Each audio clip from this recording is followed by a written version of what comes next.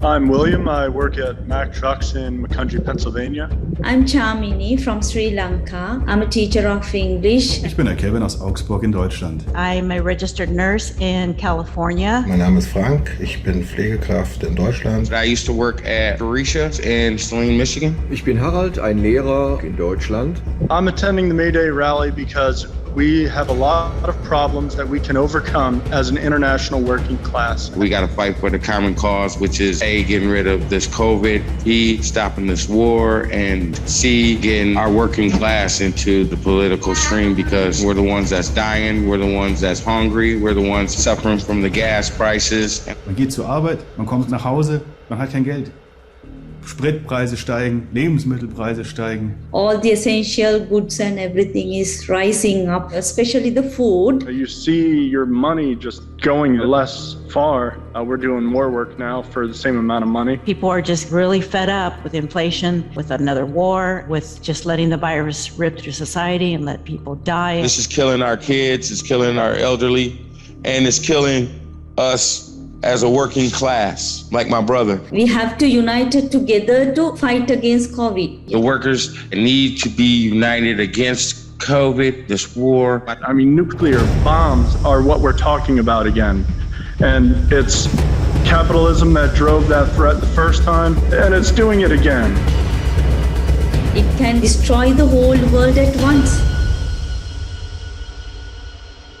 My solidarity is with Russian and Ukrainian workers. Same thing with Sri Lanka workers, workers in Peru and Sudan. Anyone that's a worker in the working class like me, I consider an ally. I think we should stand behind those workers in Sri Lanka, and we should stand behind the workers in Ukraine and also in Russia. It's a world thing. We need the world workers unite to stop the war. Otherwise, the war is going to stop us. Es ist wichtiger denn jemals zuvor, dass wir Arbeiter hier gemeinsam für unsere Ziele eintreten. We need workers' organizations, rank and file committees to take control of what's happening and address the social needs of the working class. Ich bin für die internationale Einheit der Arbeiterklasse. It's high time for the workers to get united together for their rights. The working class should rule the whole world. It's going to be up to us to do something about it.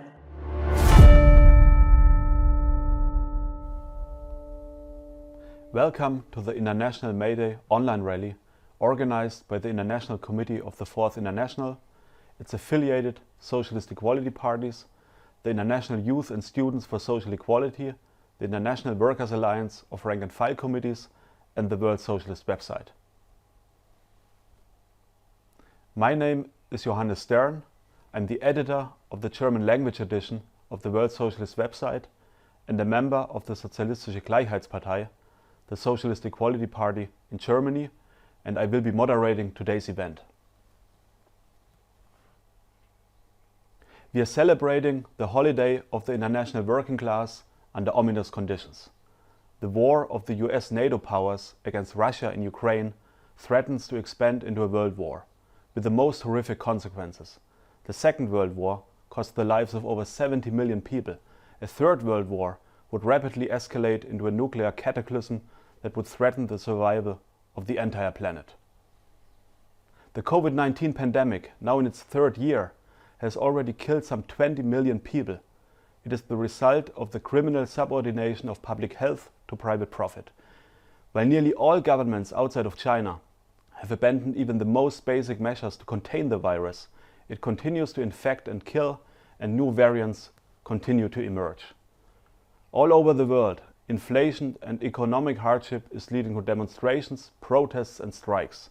The death agony of capitalism, which is confronting the international working class once again, with mass death, war and historically unprecedented increase in social inequality, has set the stage for revolutionary explosions around the world. The central task is to provide the developing struggles of the working class with its own independent organizations and a clear political perspective and leadership. This is the purpose of today's rally. The great and ever more urgent historical task, as Trotsky put it so powerfully on the eve of World War II, is the resolution of the historical crisis of the leadership of the proletariat. This means the building of the ICFI and the socialist equality parties all over the world as the new mass organizations of the working class. To introduce these issues, the first speaker today will be David North.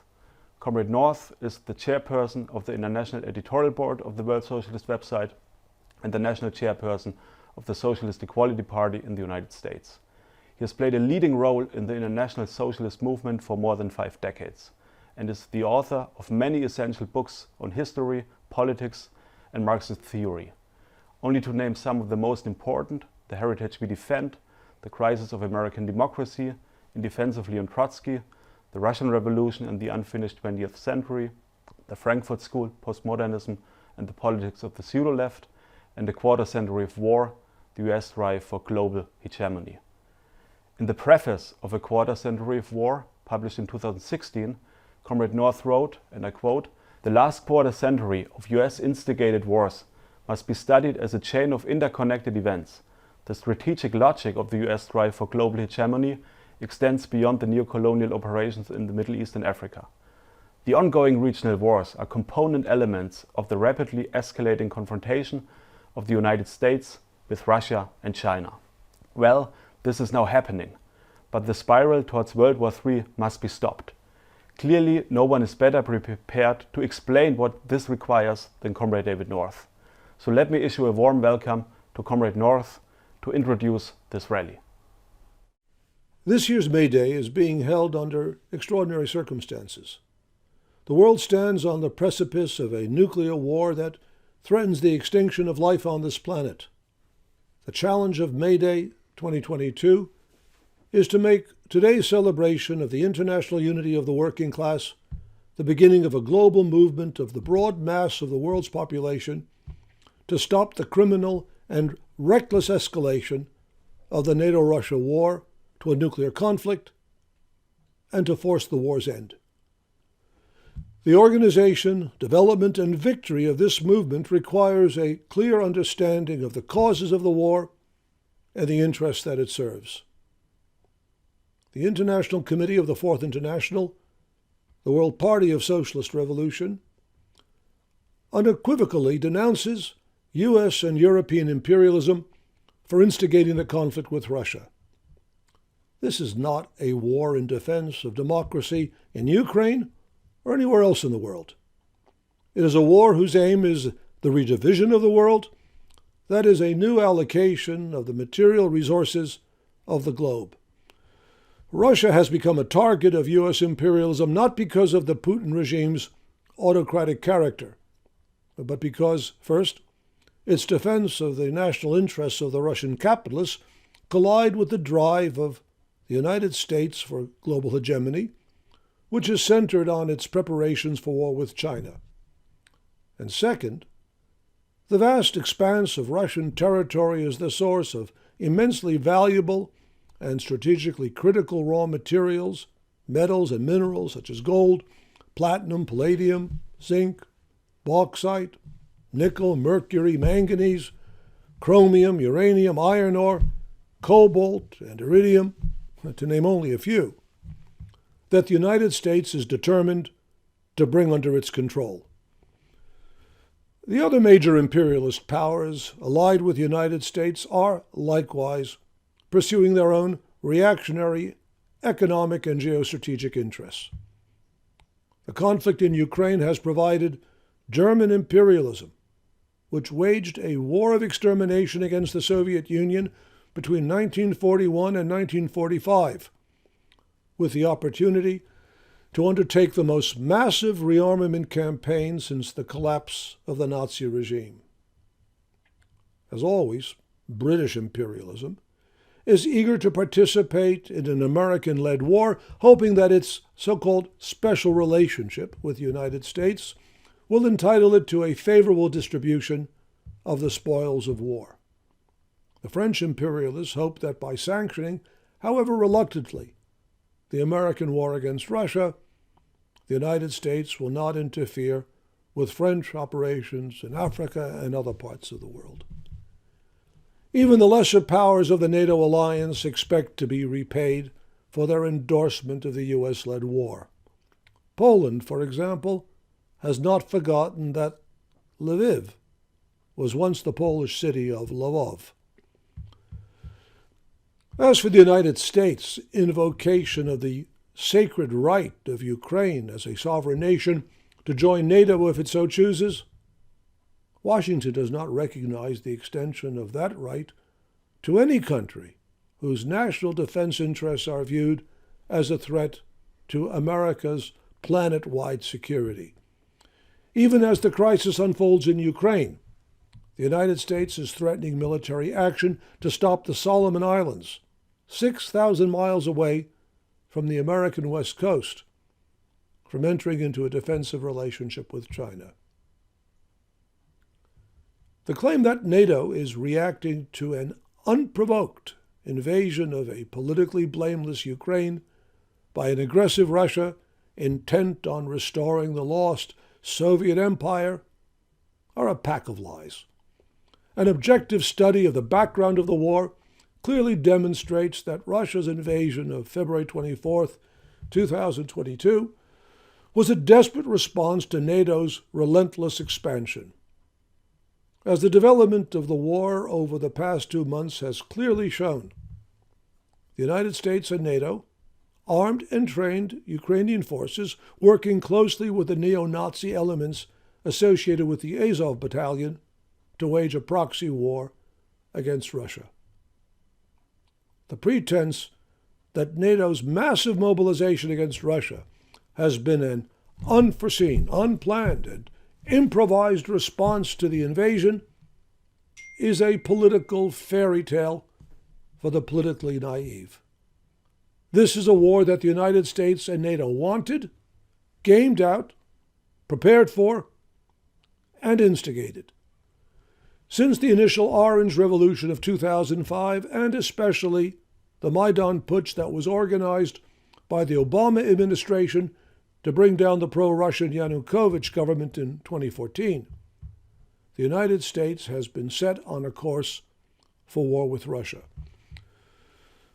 The cynical claim that the U.S. and NATO did not plan for or instigate the war is refuted most powerfully by the repeated warnings made by the International Committee and the World Socialist website. At the first online May Day rally sponsored by the International Committee and the WSWS in 2014, we warned, just a few months after the Maidan Putsch, that, and I quote, the Ukrainian crisis was deliberately instigated by the United States and Germany through the orchestration of a coup in Kiev. The purpose of this coup was to bring to power a regime that would place Ukraine under the direct control of U.S. and German imperialism. The plotters in Washington and Berlin understood that this coup would lead to a confrontation with Russia. Indeed, far from seeking to avoid a confrontation, both Germany and the United States believe that a clash with Russia is required for the realization of their far-reaching geopolitical interests. Exactly 6 years ago today, at the 2016 May Day rally, we warned that the drive of the United States for global hegemony set it on a path toward war with Russia and China. We stated, and I quote again, a substantial section of Pentagon and CIA strategists believe that the strategic isolation of China requires not only American control of the Asia-Pacific and Indian Ocean regions, the United States must also dominate Eurasia, characterized in the textbooks of international geopolitics as the world island. This is the strategic objective that underlies the growing conflict between the United States and Russia. International relations have reached a level of tension that equals, if it has not already surpassed, what existed in the late 1930s on the eve of World War II. All the major imperialist powers, including Germany and Japan, are increasing their military commitments. That a conflict between the United States, China, and Russia could involve the use of nuclear weapons is already being acknowledged. It would be the greatest of errors to assume that neither the political and military leaders of the imperialist powers nor their frightened adversaries in Beijing and Moscow would ever risk the devastating consequences of nuclear war. 1 year later, at the May Day rally of 2017, we called attention to discussions among U.S. strategists of the feasibility of using nuclear weapons in a future military conflict. We cited various strategies that entail the use of nuclear weapons, including nuclear use against a non-nuclear opponent, a first strike aimed at eliminating an opponent's capacity to retaliate, threatening to use nuclear weapons to force an opponent to back down, and the launching of a limited nuclear war. We asked, and I quote, "Who are the maniacs who have devised these strategies?" The willingness to consider any of these strategies is in itself a sign of madness. The use of nuclear weapons would have incalculable consequences. Will this fact deter the ruling classes from resorting to war? The entire history of the 20th century, not to mention the experience of just the first 17 years of the 21st, argues against such a hopeful assumption. The political strategy of the working class must be based on reality, not self-deluding hopes. Just one more quote. At the 2019 May Day rally, against the backdrop of mounting political crisis in the United States, we said, and I quote, "The violation of constitutional norms in the conduct of domestic policy and the resort to gangster methods in foreign policy are rooted in the final analysis in the crisis of the capitalist system. The desperate efforts of the United States to maintain its position of global dominance in the face of geopolitical and economic challenges from rivals in Europe and Asia require a state of permanent and escalating war. This reckless policy will prevail with or without Trump. Indeed, the anti-Russia hysteria that has gripped the Democratic Party makes it reasonable to suspect that, were it to regain the White House, the danger of a world war will be even greater." Events have confirmed our warnings. Nothing can stop the unfolding of this terrible logic of imperialist war and its consequences except the revolutionary movement of the working class against capitalism. Now, this perspective underlies not only our denunciation of U.S. NATO imperialism, but also our attitude to the Russian invasion of Ukraine. The imperialist character of the war being waged by NATO does not justify, from the standpoint of the interests of the international working class, the decision of the Russian government to invade Ukraine. The International Committee condemns the invasion as politically reactionary. The Putin's government's decision to invade has killed and injured thousands of innocent Ukrainians who are in no way responsible for the policies of the corrupt Kiev government. It has divided the working class in Russia and Ukraine and played into the hands of the imperialist strategists in Washington, D.C. and Langley, Virginia. It has provided German imperialism with the opportunity to massively rearm. The dangers that now confront Russia are, in the final analysis, the consequence of the dissolution of the Soviet Union in 1991 by the Stalinist bureaucracy and the restoration of capitalism. The destruction of the Soviet Union, the outcome of the Stalinist repudiation of the principles of socialist internationalism, which guided the 1917 October Revolution, was based on three catastrophically false conceptions that have been fervently embraced by the Soviet bureaucracy. The first was that the restoration of capitalism would result in the rapid enrichment of Russia. The second was that the dissolution of the bureaucratic regime would result in the blossoming of bourgeois democracy. And the third was that capitalist Russia's repudiation of its revolutionary legacy would result in its peaceful integration into a blissful brotherhood of capitalist nations. These delusional expectations have been shattered by reality. The warnings of Leon Trotsky, brilliantly elaborated in his 1936 book, The Revolution Betrayed, have been vindicated.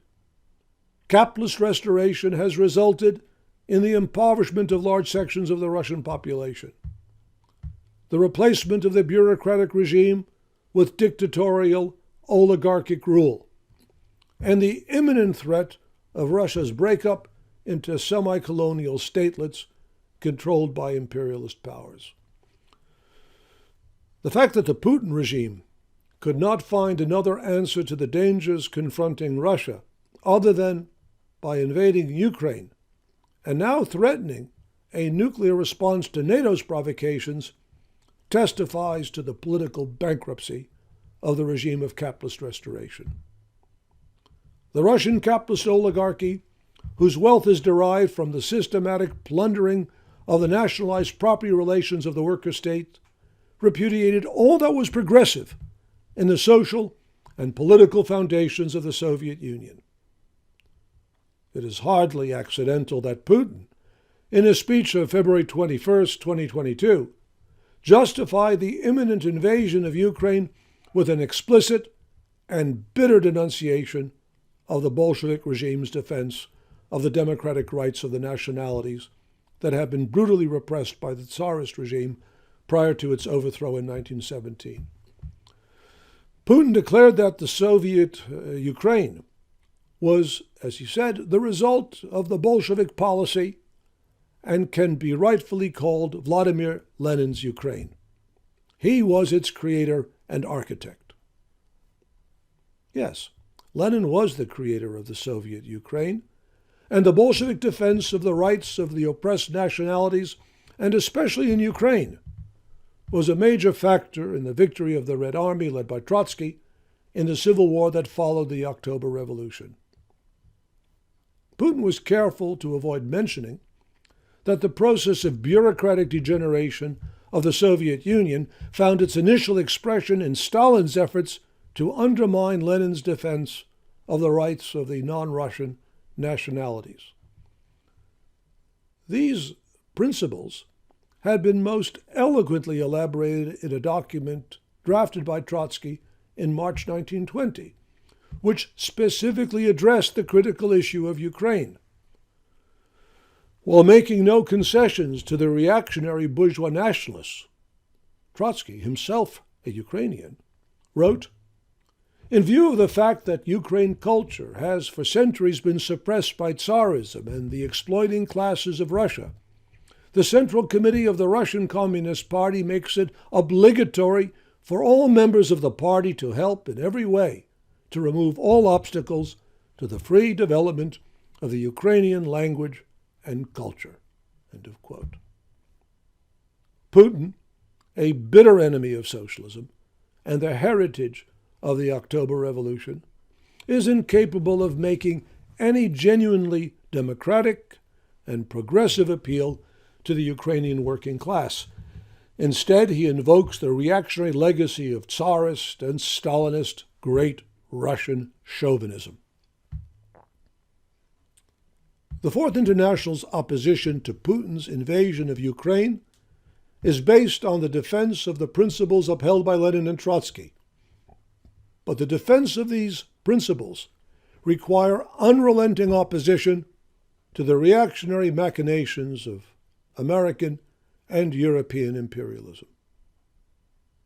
The imminent danger of a nuclear Third World War is the culmination of the global wave of socioeconomic and political reaction and political violence that has followed the dissolution of the Soviet Union.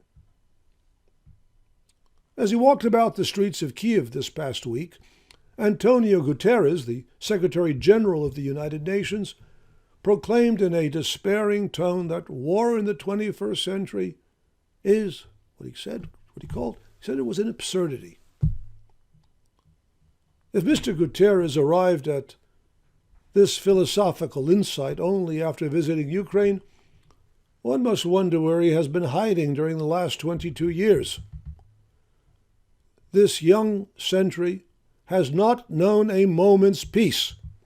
In fact, the last 30 years have witnessed the unending and uncontrollable rampage of imperialist violence, whose principal instigators have been the residents of the White House in Washington, D.C. Guterres' comment exemplifies the separation of the war in Ukraine from all that preceded it. It is as if the American and NATO wars of the last 3 decades had never happened. The violence and loss of life in Ukraine is being presented in the mass media as a horror without modern precedent.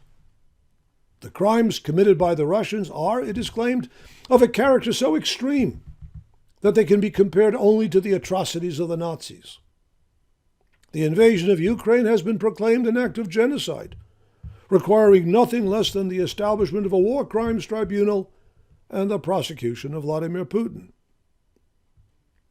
The allegations of genocide have been invoked by President Biden to justify the call for Putin's removal, that is, for regime change in Russia. Moreover, the propaganda campaign against Russia has been extended to criminalize the Russian people. Russian writers, musicians, athletes, scientists, and even the world historic achievements of Russian culture have been targeted for collective punishment. This vicious attack is aimed at promoting blind hatred of Russia to create the crazed environment necessary for all-out war. This is a well-known tactic of propaganda, which in its modern form is the product of World War I. Its purpose, as described by historian Robert Haswell Lutz as far back as 1933, is, and I quote, the creation of a new set of desires, group hypnosis, isolation of counter-propaganda, saturation of the public with selected and biased information, unquote. The development of these techniques has been perfected in the United States, and its most effective use was the Bush administration's claim in 2002-2003, entirely concocted, that Iraq possessed weapons of mass destruction. The effectiveness of this campaign, as the Columbia Journalism Review explained in 2003, quote, was largely dependent on a compliant press that uncritically repeated every fraudulent administration claim about the threat posed to America by Saddam Hussein. Even if all the specific crimes attributed to the Russian military were true, and there has as yet been no credible substantiation of the allegations, such as the Bucha atrocity, they do not even begin to approach the dimensions of the documented crimes committed by the United States in the course of the wars it has waged over the last 30 years. The United States has, since 1991, bombed or invaded Iraq, Somalia, Serbia, Afghanistan, Libya, Syria, and Sudan. This is not a complete list, but the total number of deaths resulting from these invasions and bombings number several million people. The American media plays around with allegations of genocide as a means of blackguarding the targets of U.S. imperialism and, in the process, trivializing the real meaning of the word. But if the term genocide is to be used, it can be applied to the consequences of American interventions in the Middle East and Central Asia in just the last 3 decades. Biden denounces Putin as a war criminal who should be hauled before the tribunal at The Hague. Perhaps so.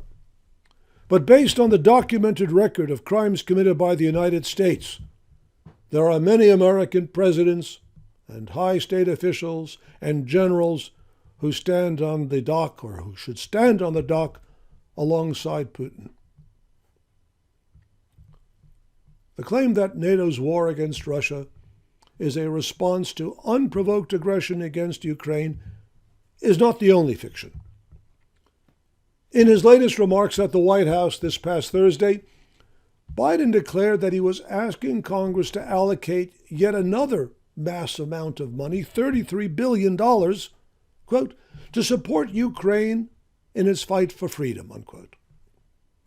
But this is how the United States State Department described the state of freedom in Ukraine in its 2020 report, and I quote, "Significant human rights issues include unlawful and arbitrary killing, torture in cases of cruel, inhuman, and degrading treatment or punishment of detainees by law enforcement personnel, harsh and life-threatening conditions in prisons and detention centers, arbitrary arrest or detention, serious problems with the independence of the judiciary," unquote.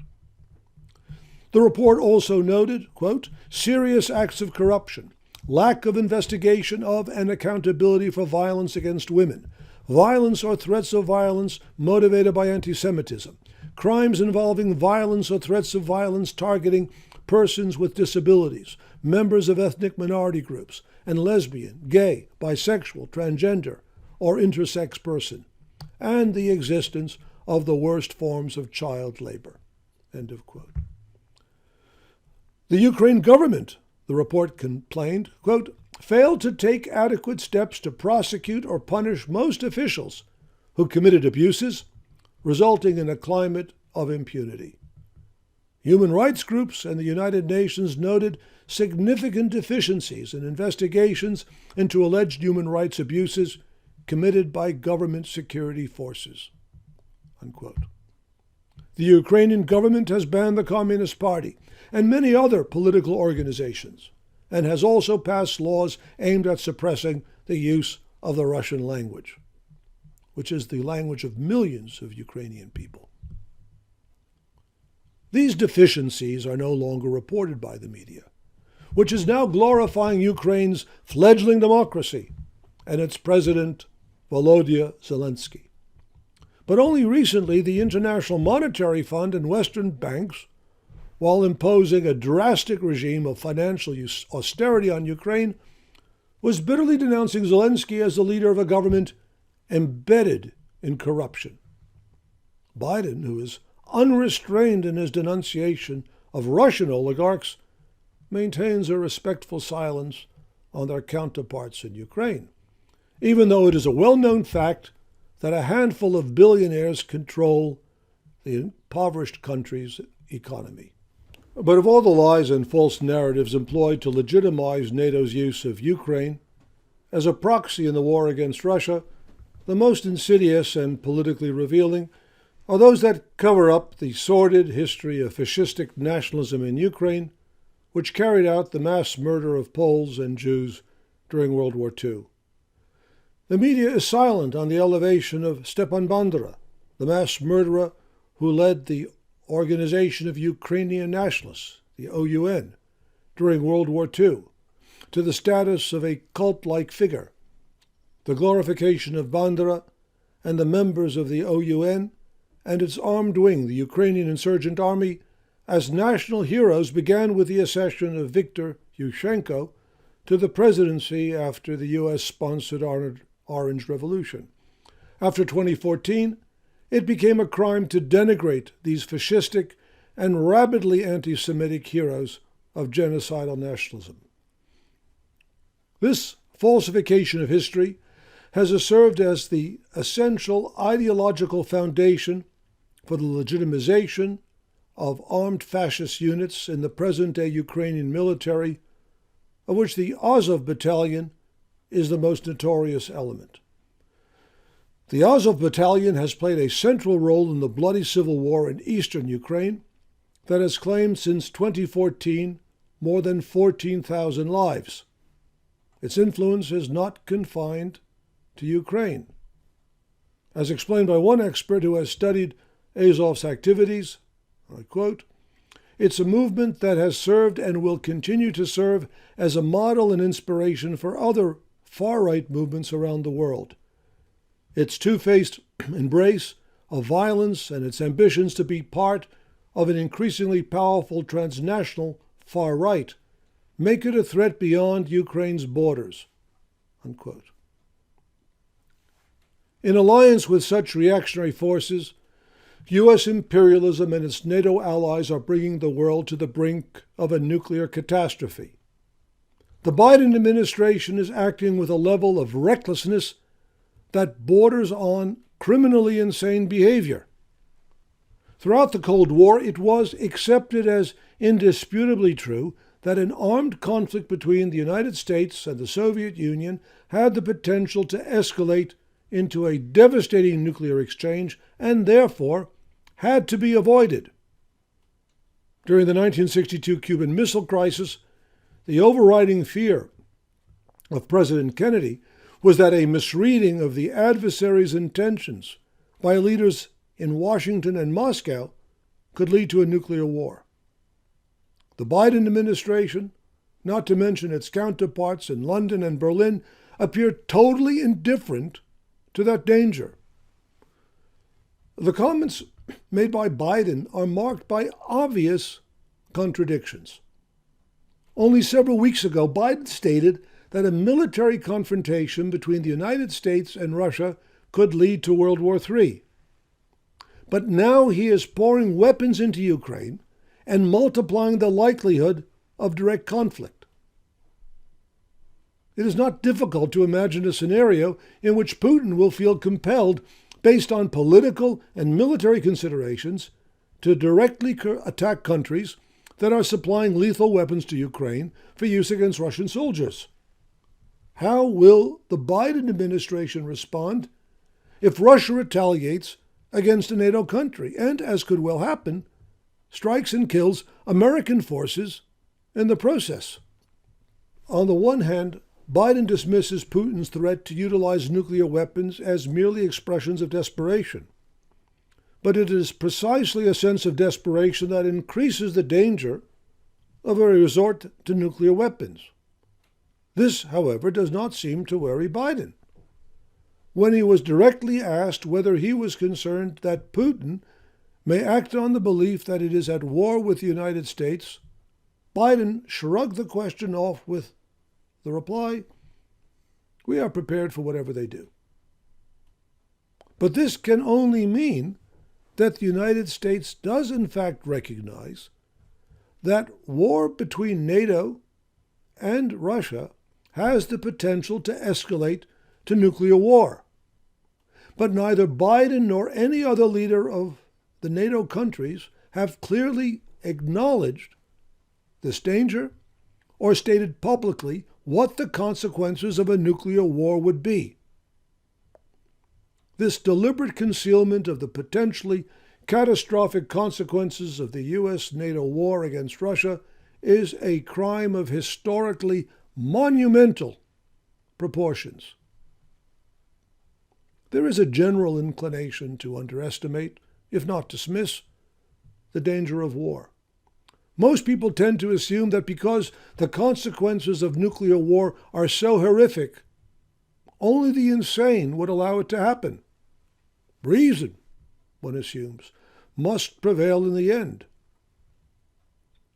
But the entire history of the 20th century and of the first 2 decades of the 21st testifies against such self-assuring complacency. World War I and II, with their tens of millions of victims, happened. The outbreak of war is not a product of the insanity of individuals, but of the lethal contradictions of capitalism. U.S. Secretary General Guterres says that war in the 21st century is an absurdity. But this absurdity is linked to a host of other absurdities.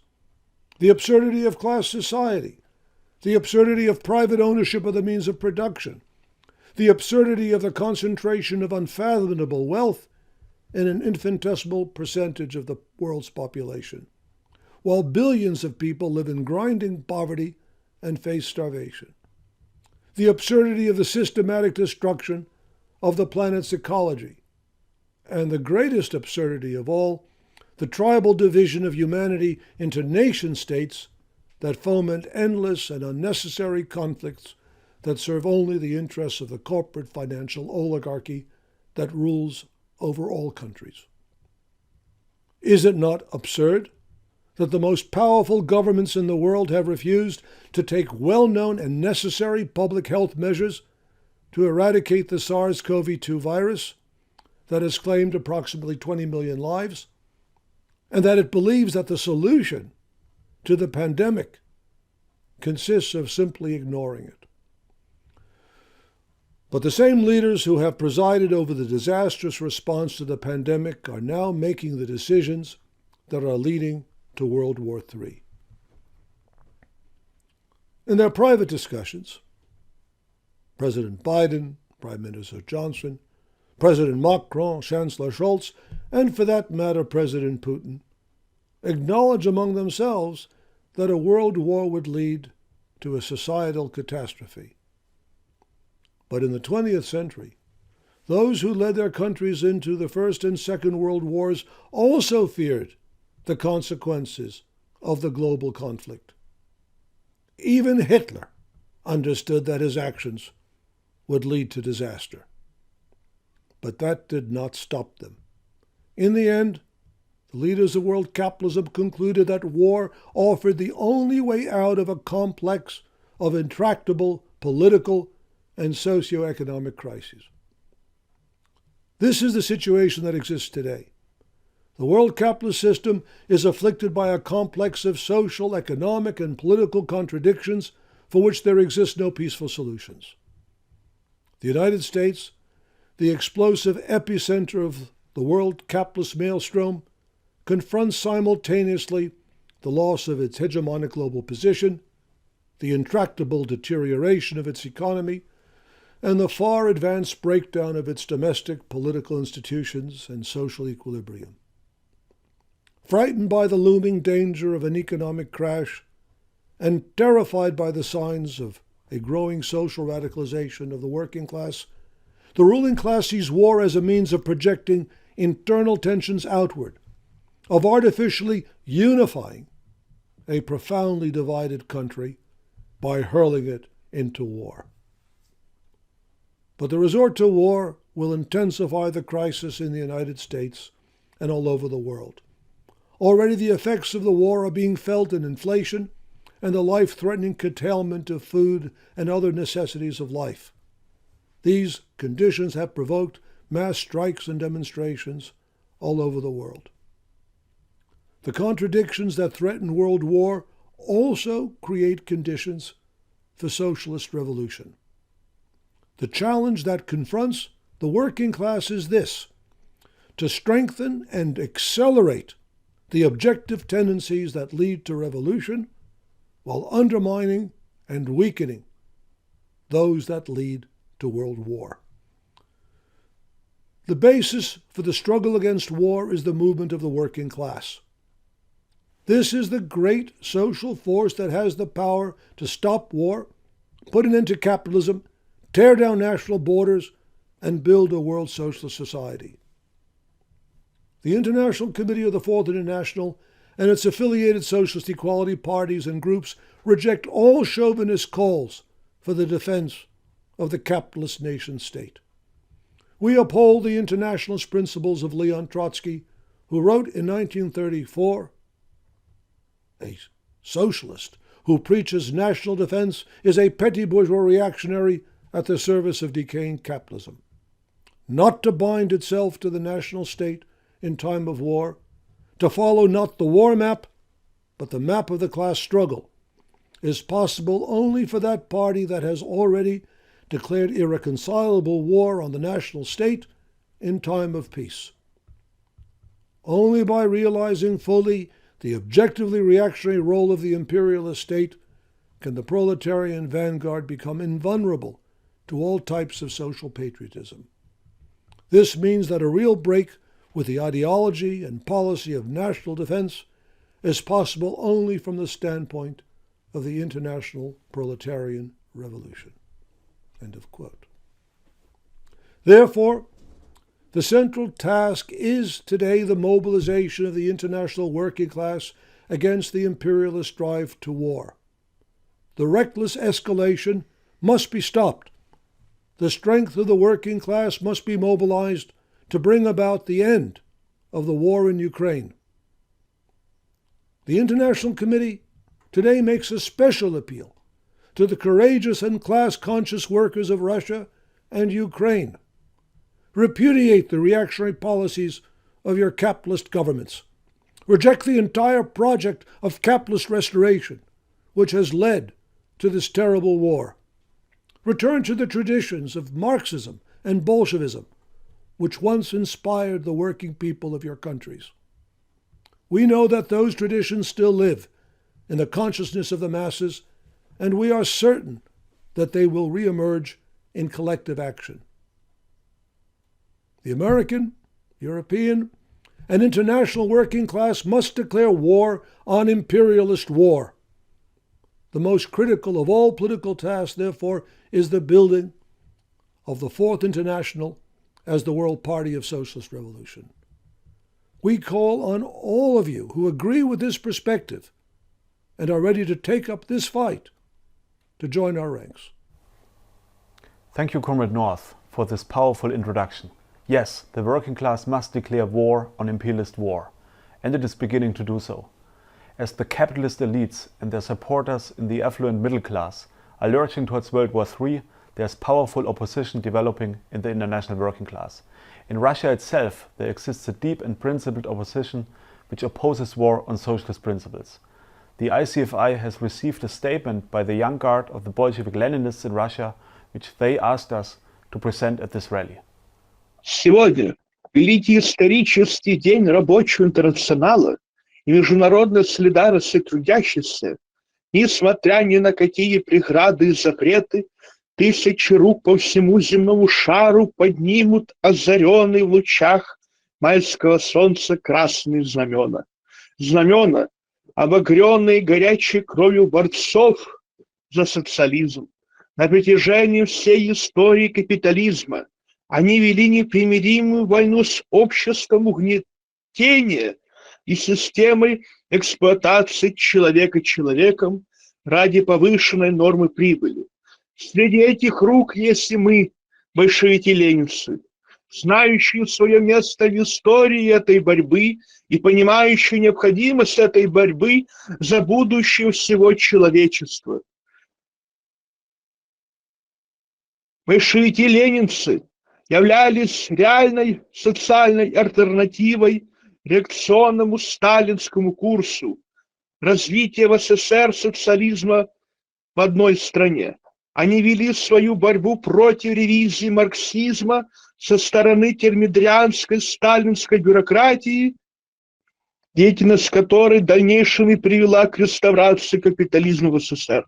Особое место среди большевиков-ленинцев занимал выдающийся революционный деятель Лев Давыдович Троцкий. Его несгибаемая воля к победе и стремление к свержению капиталистического общества помогла ему совершить величайшее событие XX века – Октябрьскую революцию 17 года. Большевистская партия, не без знаменитого апрельского вмешательства Ленина, смогла тогда сделать поистине грандиозное событие, последствия которого чувствуется и в наше время. Сила партии большевиков заключалась не только в быстрой адаптации к большим историческим событиям, но и в традициях, которые они защищали. Традиции, установленные Марксом и Энгельсом, на которых развивались и которые защищали Ленин и Троцкий, защищали и защищают большевики-ленинцы, заключаются в понимании исторической революционной роли пролетариата. Это понимание было получено в ходе огромной теоретической и практической работы, сделанной при помощи материалистической диалектики в областях научного социализма, истории, политэкономии и философии. Именно эти традиции мы продолжаем защищать от всякой ревизии, неизбежно заканчивающейся отказом от революционной роли рабочего класса, отказом от материалистической диалектики. Если посмотреть на каждую попытку ревизии марксизма, связанную с пересмотром таких фундаментальных основ, как исторический материализм, диалектика, научный социализм, трудовая теория стоимости, то каждая такая попытка была обречена откатиться назад к домарксовому пониманию философии, истории, и к политической экономике. А этот откат неизбежно означал переход ревизионистов, лагерь оппортунизма, лагерь защиты капитализма. Взгляд на марксистские традиции, которых придерживались Ленин и Троцкий, а затем и мы, закономерно привело нас к Международному комитету Четвертого интернационала, как единственной международной организации, все еще защищавшей исторические традиции октября, защищающей личность идеи Ленина и Троцкого от сталинской клеветы, организации, которая не потеряла свой пролетарский характер. Международный комитет, поддерживающий борьбу за социализм на интернациональной основе, стал для нас тем маяком, к которому должны стремиться все корабли марксистов-революционеров, чтобы объединиться в своей борьбе за свержение капиталистического строя и установить социализм во всем мире. Мы понимаем всю важность и сложность борьбы за социалистическое общество. Она неразрывно связана с объединением трудящихся в рамках международной организации, которая искренне и с огромным рвением ведет свою деятельность, стараясь держать верх над обществом угнетателей. Мы считаем, что именно объединение всех передовых элементов рабочего класса и молодежи вокруг Международного комитета позволит трудящимся всего мира осуществить заветную цель построения бесклассового общества. Закономерный переход в лагерь Международного комитета был вызван в том числе и анализом текущей политической обстановки в мире и в России. Развитие международного кризиса капиталистической системы, вызванного противоречием между уровнем производительных сил и господствующим в обществе капиталистическими производительными отношениями, привело к обострению мировой напряженности. Пандемия коронавируса была триггерным событием и усугубления этого кризиса, его дальнейшая эскалация по всему миру. После распада СССР американский империализм решил установить однополярный мировой порядок. Его постепенное продвижение на восток привело к поддержке государственного переворота против пророссийского президента Януковича в Украине в 2014 году. Дальнейшее развитие внутреннего кризиса американского капитализма, вооружение Украины, принятие Крымской платформы, обострение отношений между НАТО и путинским режимом привело к реакционному вторжению Путина в Украину 24 февраля 2020 года. Это вторжение только усугубило мировую обстановку. Санкции, направленные против России, ударили в ответ не только по слаборазвитым, но и развитым странам. Слаборазвитые страны еще более остро стоят перед проблемой голода, а развитые сталкиваются с рекордным ростом стоимости жизни и увеличением уровня бедности населения. Вторжение показало, что у путинского режима нет адекватного решения проблем, стоящих не только перед одной Россией, но и всем миром. В той мере, в которой укрепление господства западного империализма за счет Китая и России не может принести разрешение проблем, имеющих международное, а не национальное ограниченное значение. В той же мере это не способен сделать путинский режим в России или режим Си в Китае. Своей ответной агрессией, основанной на российском шовинизме или китайском национализме. Это неудивительно, ведь капиталистические режимы России и Китая установлены в ходе предательства сталинской бюрократии, основаны на частной собственности на средства производства, имеющие лишь национально ограниченный характер решения проблем, а потому не способные справиться с кризисом, имеющим международное значение, а значит и требующим международного характера собственного развития. В нашем мире есть только одна общественно-историческая сила, которая способна объединить человечество на интернациональной основе, и это рабочий класс. Только он является той социальной силой, которая увеличивается и крепнет с развитием капитализма, является его продуктом, а потому имеет реальную возможность для того, чтобы свергнуть капитализм и заменить его бесклассовым обществом, основанным на сознательном планировании производства, распределении ресурсов, отвечающим потребностям всего общества. Только объединившись вокруг этой революционной силы, которой служит Международный комитет 4-го интернационала, партии социалистического равенства и молодой гвардии большевиков-ленинцев, мы будем способны воплотить в реальность социализм, за который сознательно и с воодушевлением боролись Карл Маркс, Фридрих Энгельс, Владимир Ленин, Лев Троцкий и многие другие. Хоть и малоизвестны нам, но не менее важны для нашего дела борцы за светлое будущее.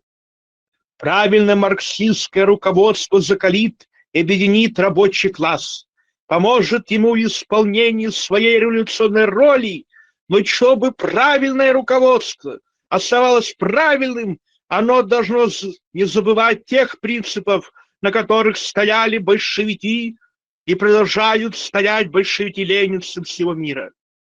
Против реакционного вторжения путинского режима в Украину, за мобилизацию украинских и российских рабочих против войны, против военной эскалации западного империализма против России и Китая, за объединение международного рабочего класса, за социалистическое будущее. Thank you, comrade. As our next speaker, I want to introduce Evan Blake. Comrade Evan is a leading member of the Socialist Equality Party in the United States and the coordinator of the Global Workers' Inquest into the COVID-19 pandemic. Evan has written extensively on the pandemic, including many interviews with scientists and workers, exposing and indicting the reckless and criminal policies of the ruling class, which led to the death of millions. Comrade Evan will speak on this monumental social crime and also present some of the initial findings of the inquest and explain what is necessary to eliminate this deadly virus. Comrade Evan. Revolutionary greetings from Detroit, Michigan. This is the third May Day, where we meet under conditions of the COVID-19 pandemic. The official global death toll is approaching 6,260,000. Due to inadequate testing, reporting, and data collection throughout much of the world, experts believe that the real death toll is 3 times this figure and now stands at 20 million worldwide. The overwhelming majority of these deaths could have been prevented. The fundamental reason they were not is because world governments, acting on behalf of their ruling classes, consciously chose to subordinate public health to private profit and refused to coordinate internationally to stop the pandemic. The pandemic profiteers have amassed trillions of dollars. This year's Oxfam report notes that since the start of the pandemic, a new billionaire has been minted every 26 hours. The world's 10 richest men have doubled their wealth, as over 160 million people have been pushed into poverty. Nothing has revealed more clearly that the capitalist system is at war with its populations. Over the past year, the global death toll has more than doubled. These millions of deaths are all the more tragic because they took place after life-saving vaccines were first produced. Private ownership of the pharmaceutical monopolies and the pursuit of vaccine nationalism have created a situation where today only 59% of the world population has received an initial vaccine series. Criminally, only 0.6% of all people in low-income countries and only 1.5% of Africans have received a necessary booster shot. In 2020 and 2021, global life expectancy dropped by a combined nearly 2 years. These were the first annual declines in this figure since the UN began tracking it in 1950. On a per capita basis, Peru has been the hardest hit country in the world. 230,000 Peruvians have died from COVID-19, or 1 out of every 143 people in the country. In the United States, the center of world capitalism, 1.1 million people have been killed by the virus, and life expectancy has declined by over 2 years. In Russia, more than 1.2 million people have been killed by COVID, roughly 4 times the official figure, and more than double the per capita death rate experienced in the US.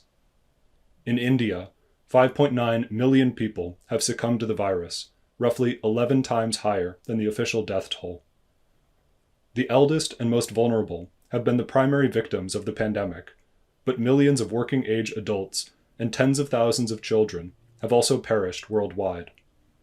A study published in February found that by the end of last October, over 5.2 million children worldwide had lost a parent or primary caregiver to COVID-19. Every child impacted by these deaths has been deeply traumatized and faces a lifetime without these closest of their loved ones. The 20 million avoidable deaths are the most tragic result of the pandemic, but hundreds of millions of people worldwide are also now debilitated by long COVID. Numerous studies show that at least 10% of those infected with COVID go on to develop symptoms that linger for 3 months or more, with most suffering well over a year after their initial infection. These symptoms can affect nearly every organ in the body, and COVID-19 infection has now been linked to an increased risk of all-cause mortality, as well as heart disease, brain damage, diabetes, kidney disease, a dysregulated immune system, and more. From the earliest stages of the pandemic, the International Committee of the Fourth International not only warned of the potentially catastrophic consequences of the uncontrolled spread of SARS-CoV-2, we also advanced a strategy to stop the pandemic. In a statement published on February 28, 2020, the WSWS explained, quote, "The response to the coronavirus cannot be coordinated on nation-by-nation level. The virus does not respect borders or visa and immigration restrictions. The solution must be global. Scientists from all over the world must be allowed to share their research and technology unencumbered by the national interests and geopolitical conflicts that serve only to delay the development of effective countermeasures to contain, cure, and ultimately eradicate the coronavirus." End quote. The statement called for the utilization of all public health measures to stop the pandemic, the conversion of the giant healthcare companies into public utilities, and the provision of direct financial support to all workers and small business people. In numerous statements published over the course of 2020, we developed this program and demanded an end to the homicidal herd immunity strategy based on the forced reopening of schools and workplaces. This criminal policy, pioneered in Sweden, the US, the UK, Brazil, India, and other countries, led to the vast majority of deaths in the first year of the pandemic. On August 20, 2021, the WSWS warned, quote, "As long as the virus spreads, it will continue to mutate into new, more infectious, lethal, and vaccine-resistant variants that threaten all of humanity.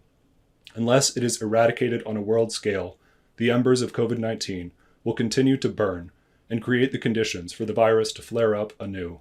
End quote. This statement clarified the strategy of elimination eradication as the only means to stop the pandemic and save lives.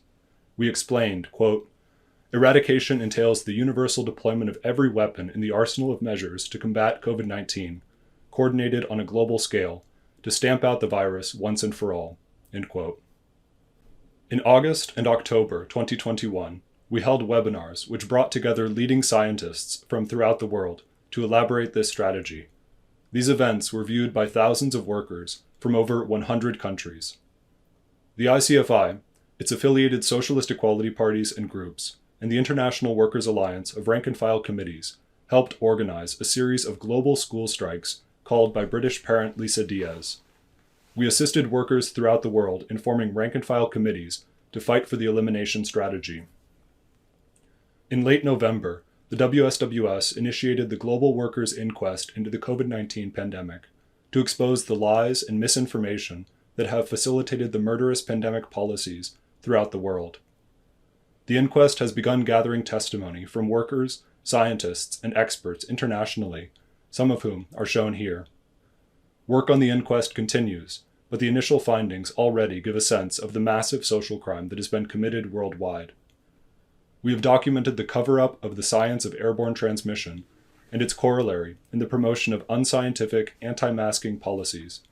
We have spoken with experts on the herd immunity policies implemented in Sweden, Brazil, the US, and the UK, as well as scientists in Australia and other countries who have fought for elimination.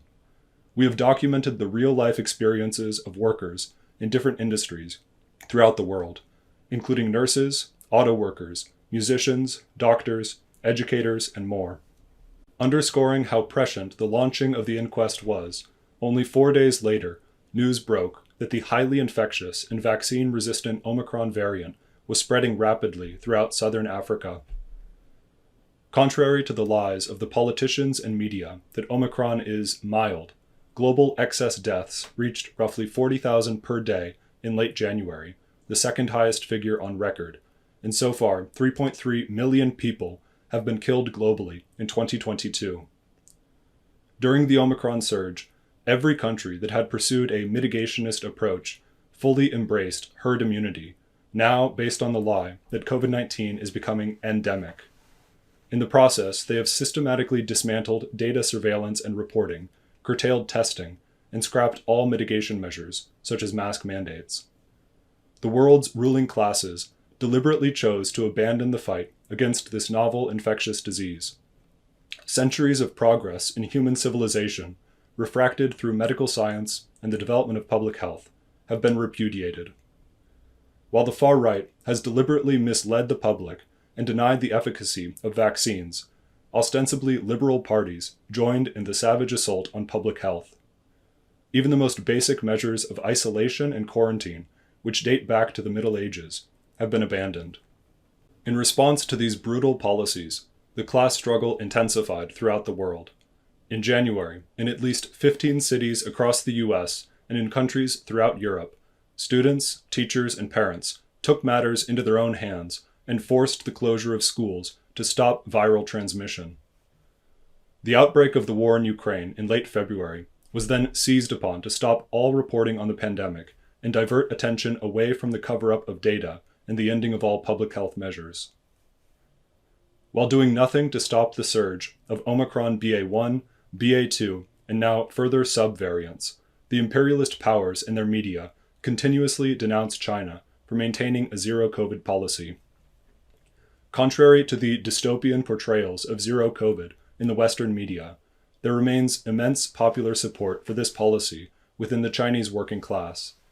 The effectiveness of China's zero-COVID policy is empirical proof that elimination remains the only viable strategy to stop the pandemic.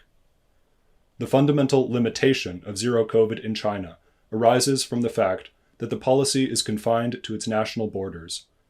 If the public health measures implemented in China were adopted worldwide and combined with the airborne mitigations pioneered by scientists outside of China, the pandemic could be ended worldwide in a matter of months. The experience of China and the strategy outlined by the ICFI make clear that the vast majority of the 20 million lives lost over the past 2 years could have been saved. The pandemic has revealed the utter indifference of the ruling elites to mass death. They have now plunged mankind into a catastrophic war that threatens to spiral out of control and lead to nuclear war. The brutality of the pandemic has psychologically prepared them to carry out a war that could lead to the very extermination of mankind. Similarly, for decades, the capitalists and their politicians have consciously allowed climate change to worsen year after year, threatening to cause mass extinctions and kill hundreds of millions of people worldwide in the coming decades. A study published Thursday found that climate change will greatly increase the danger of future spillover events that could cause further pandemics in the coming years. All over the world, thousands of scientists have studied the pandemic, warned of its dangers, and fought to change policy in order to save lives. We are deeply gratified by their work. These courageous and selfless efforts have been sabotaged by capitalist governments. But there is another social force whose objective interests align with the principles of public health, the international working class. It is to this powerful and progressive class that scientists must turn. In the course of the pandemic, a monumental crime has been committed, the crime of social murder. There will be an accounting for this, and those responsible will be held accountable. Workers, young people, scientists, and progressive layers of the middle class must draw the necessary conclusions from this experience. The pandemic has exposed the economic, political, social, and moral bankruptcy of world capitalism, which must be overthrown. We call upon everyone participating in today's May Day rally. Take up the fight for global elimination. Until there is a global mass movement to end the pandemic, there will be wave after wave of mass infections and deaths, potentially for years to come. Participate in the Global Workers' Inquest. This must be expanded in every country and every section of the working class. While the ruling elites and their media declare the pandemic over, we must dig deeper and document all the crimes that have taken place and are deepening each day.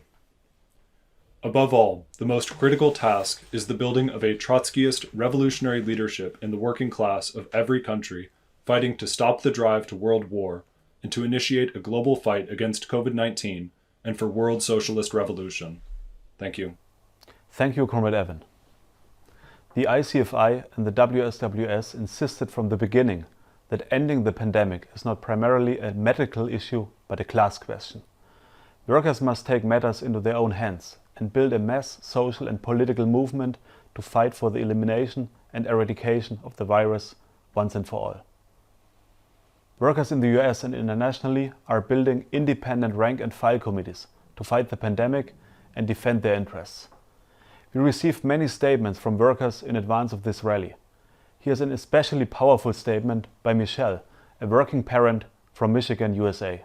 When I heard about the Rank and File Committee, it automatically drew my attention. I had this urge to fight, and I just didn't know how. I kind of felt alone because I didn't know that there was other people that had the same feelings and the same mindset about what we were experiencing with COVID and our children. My daughter is a preschooler, and I know how hard it is for me to keep a mask on her, let alone on a bus, or let alone with a teacher who has other kids to watch. I can't even count how many times I received an email that said there was another positive case in the school. The main thing that I'm witnessing now is the inflation on everything. My energy bill, it's up $200 more than it typically is. Gas prices, food in general, it affects everybody, the working class, the people who don't have billions of dollars, the more and more homeless individuals that I'm seeing now than ever before, honestly. I can't find a job to where I'm not in close proximity with people. I have no choice. These auto workers, they're in constant contact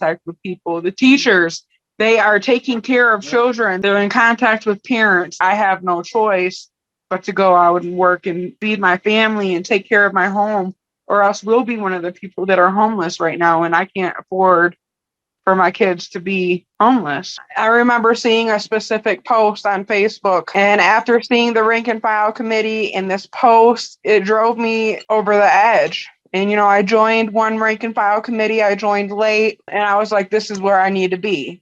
So I followed up to figure out when the next one was going to be, and I made sure I made it on time. The more known it gets, the more people will see that it's a place for them. The more understanding that they can get, just like the more understanding that I've gotten, the more that I've spoken with like-minded individuals about what's really going on. China made it safe for the people in their country, and that is what other countries need to take on and close down the schools, close down the auto plants. There was people that were delivering items to the home that you needed. They weren't in contact with people like that. If you feel like you don't agree with COVID, the May Day is going to be a great time for you to come forward and unite, because that's what we really need. We can't do it alone, and it's going to be the strength in numbers.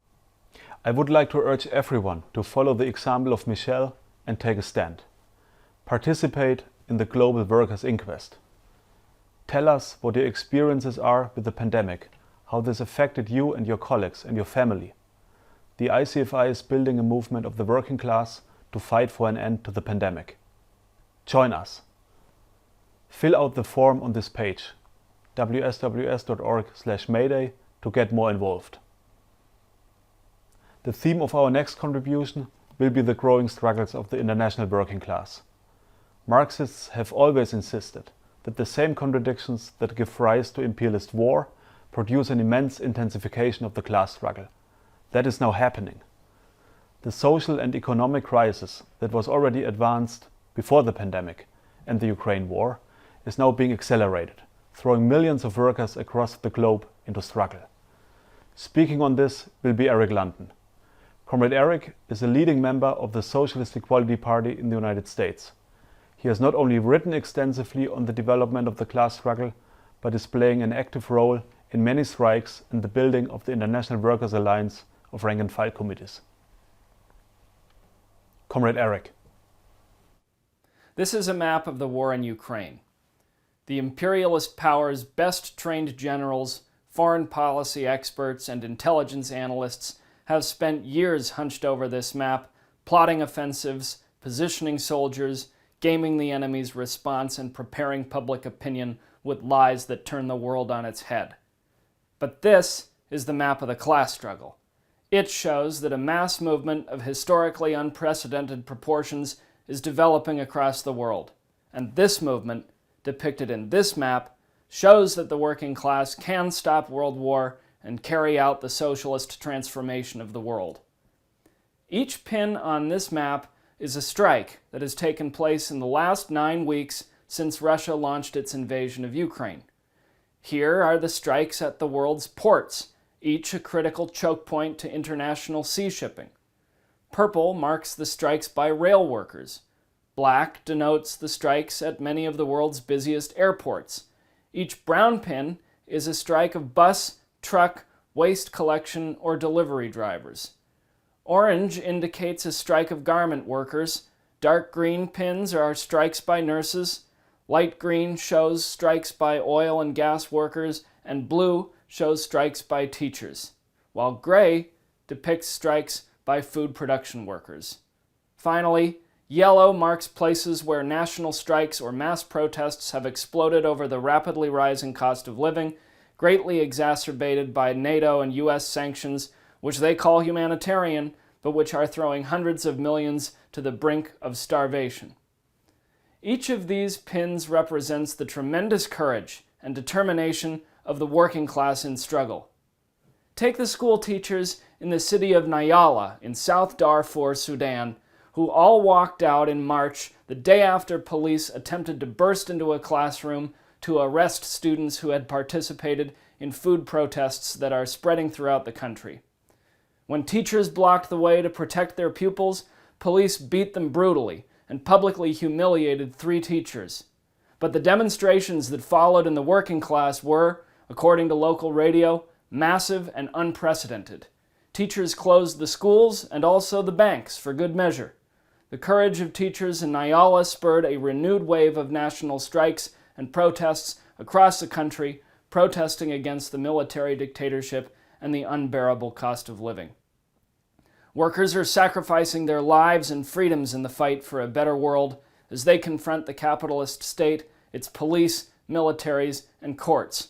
In Sri Lanka, Charminda Lakshan, a 40-year-old husband and father, was shot and killed by police at a demonstration over fuel and food prices.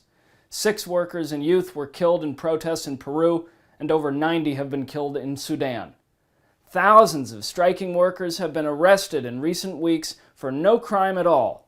Such is justice in the capitalist courts of every country.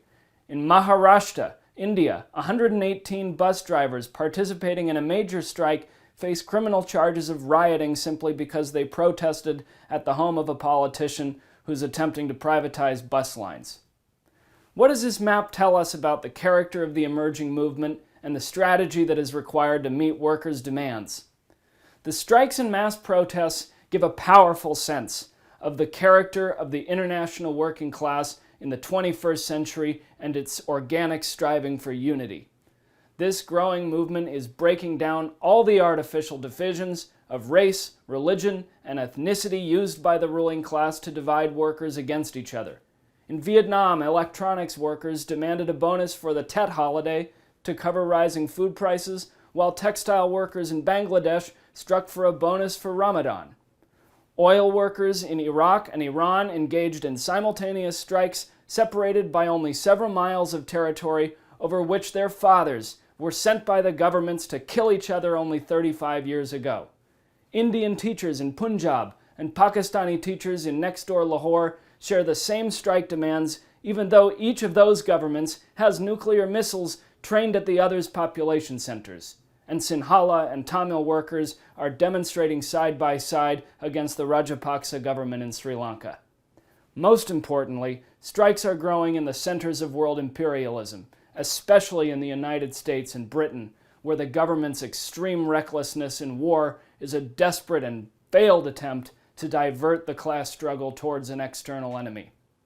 The strike movement also demonstrates the immense power workers occupy amid fragile global supply chains. In one wildcat strike last Friday in Amsterdam, a few dozen airport baggage workers at Schiphol Airport slowed international air travel when they gathered in the canteen one morning, talked about their conditions, and decided not to load bags. Within minutes of the start of the wildcat strike, the airport had effectively shut down and flights were canceled across Europe. The corporate media was horrified. Dutch newspapers were outraged, especially over the inconvenience to luxury vacationers. One melodramatic headline read, quote, "Victims of the chaos at Schiphol," and quoted a wealthy vacationer, "We were looking forward to a Spanish terrace." Well, the class struggle demands great sacrifices of us all. In many countries, strikes and protests are developing into insurrectionary struggles. Massive levels of social inequality, record corporate profits, the social and economic impact of a coronavirus pandemic that has unnecessarily killed 20 million people have lit the fuse to a social powder keg of global class tensions that cannot be extinguished. In Peru, which has suffered the highest number of per capita COVID deaths, as well as in Sri Lanka and Sudan, the governments confront protests and strike movements that threaten to develop into revolutionary upsurges. In Iran and South Africa, strike waves are growing larger every day. In almost every country in the world, journalists and NGO directors nervously warn that their country will be the next domino to fall. And given the developing impact the war will have on food prices and fertilizer shortages as the weeks go by, they will all be proven correct. The global movement is overcoming and developing over the heads of the trade unions, whose roots in the national state system make them a barrier, not a vehicle, for unlocking the power of this international movement. In not a single case have the unions actually led workers into struggle, informed them of the struggles by their international co-workers, or encouraged their strivings for equality. The Turkish government reports 106 wildcat strikes took place there in the first 2 months of 2022, more than the total number of wildcats over the previous 5 years combined. In Vietnam, the government says wildcat strikes increased 40% in the first 3 months of the year. A powerful wildcat movement is developing in Brazil, where the unions print pathetic little leaflets telling workers that it's not the right time to strike. And in the US, the head of the Steelworkers Union tells the Biden administration that it will ensure wages stay below inflation to help the war drive against Russia. This is the emerging movement of an international working class that has never before occupied such a powerful position under capitalism. Since the end of the Second World War, the globalization of the world economy has raised up a working class comprised of billions of people, interconnected by the process of production and working and living together in massive cities the likes of which human history has never seen. In the global south, an unprecedented migration has taken place from the countryside to the cities all over the world. In 2008, for the first time in world history, a majority of the population of the world lived in urban areas. And also for the first time, the internet and social media, through the internet and social media, workers are able to communicate with literally unlimited number of their fellow workers from the palm of their hands. The globalized world economy is pregnant with a socialist society that is ready to be born, but is constrained by the national state system and private ownership of the means of production, and in conditions where the working class is held back by the trade unions and capitalist parties. The 2011 Arab Spring and the 2018-19 global protests show that no matter how courageous, no matter how much workers are willing to sacrifice, spontaneous anger is incapable on its own of addressing the burning challenges workers confront all over the world. Appealing to the ruling class to change its ways will not pressure them to play nice. On the contrary, such appeals only heighten the bourgeoisie's sense of self-preservation. The capitalist class possesses hundreds of years of experience in cajoling, threatening, dividing, duping, promising, and terrorizing the working class in order to break its resistance. Rank-and-file committees are the form of organization needed to meet the needs of this growing movement. They are the historically necessary organ of international working class struggle in the 21st century. The International Workers' Alliance of Rank-and-File Committees is an international working class organization established by the International Committee of the Fourth International at the May Day rally held 1 year ago, to unite and provide support and leadership for the development of workers' rank-and-file committees worldwide. The IWARFC's purpose is to draw the different sections of the working class, all its heterogeneous layers and component parts, into one unified movement, to help it unlock its tremendous social power, to encourage its organic striving for independence and unity, to introduce workers to the historical lessons of the class struggle, and to free them from the handcuffs of national trade unionism so that they can extend their hands across industries and across national boundaries to their fellow workers in a global struggle to take power out of the hands of the financial aristocracy and imperialist warmongers. We are guided by the example set by Lenin and Trotsky in the Russian Revolution of 1917, which ended the First World War and marked a new stage in the struggle for socialism on a world scale. Like the Bolsheviks in 1917, we know that all workers do not begin these struggles as self-conscious socialists, but in the course of fighting side by side with them and proving ourselves as the best fighters, the International Committee of the Fourth International and its cadre throughout the world will demonstrate our right to leadership to the working class, win them to socialism, and change the course of history. Thank you, Comrade Eric. Eric's speech underscored the importance of our initiative at last year's May Day rally to form the International Workers' Alliance of Rank-and-File Committees. Again, I would like to encourage every worker listening in today to join the IWA-RFC and fight to establish an independent rank-and-file committee at your workplace. The development of the World Socialist website's coverage of the struggles of workers throughout the world and our fight to reach ever broader layers of workers internationally requires resources. Please make a generous financial donation today. Go to wsws.org/donate. Our next speaker will be Comrade Keith Jones, the National Secretary of the Socialist Equality Party in Canada. Canadian imperialism is playing a particularly provocative role in the escalating US-NATO war against Russia. Historically, there has been close ties between the Canadian ruling class and the far-right Ukrainian nationalists who are now cynically promoted as defenders of democracy and armed to the teeth against Russia. Please welcome Comrade Keith.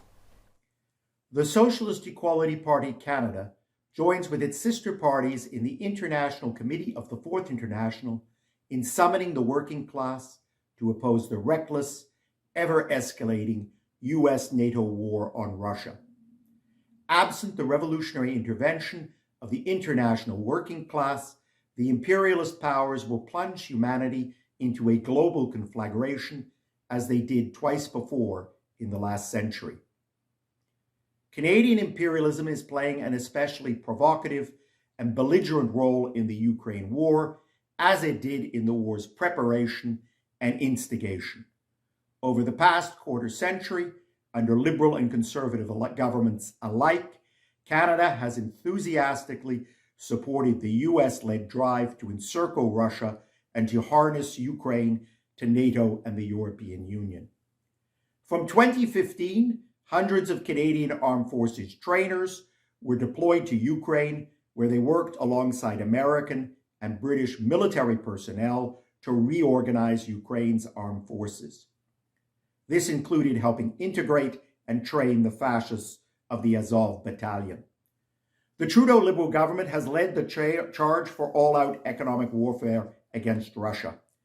Working in tandem with Britain's Tory regime, it pressed for Russia's exclusion from the SWIFT banking system and the seizure of the assets of Russia's central bank. Since January, Canada has pledged to deliver $618 million worth of military aid to Ukraine by no later than next March. The first shipment of heavy weaponry arrived last week.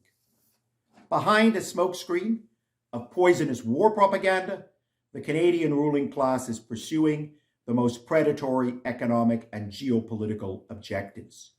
Under conditions of systemic capitalist crisis, it is determined to strengthen its 8 decades-old military security alliance with Washington, which it deems pivotal to securing and expanding its extensive global imperialist interests. Canada also has its own strategic rivalry with Russia. This is particularly true in the Arctic, where climate change is making the exploitation of natural resources and sea lanes ever more viable.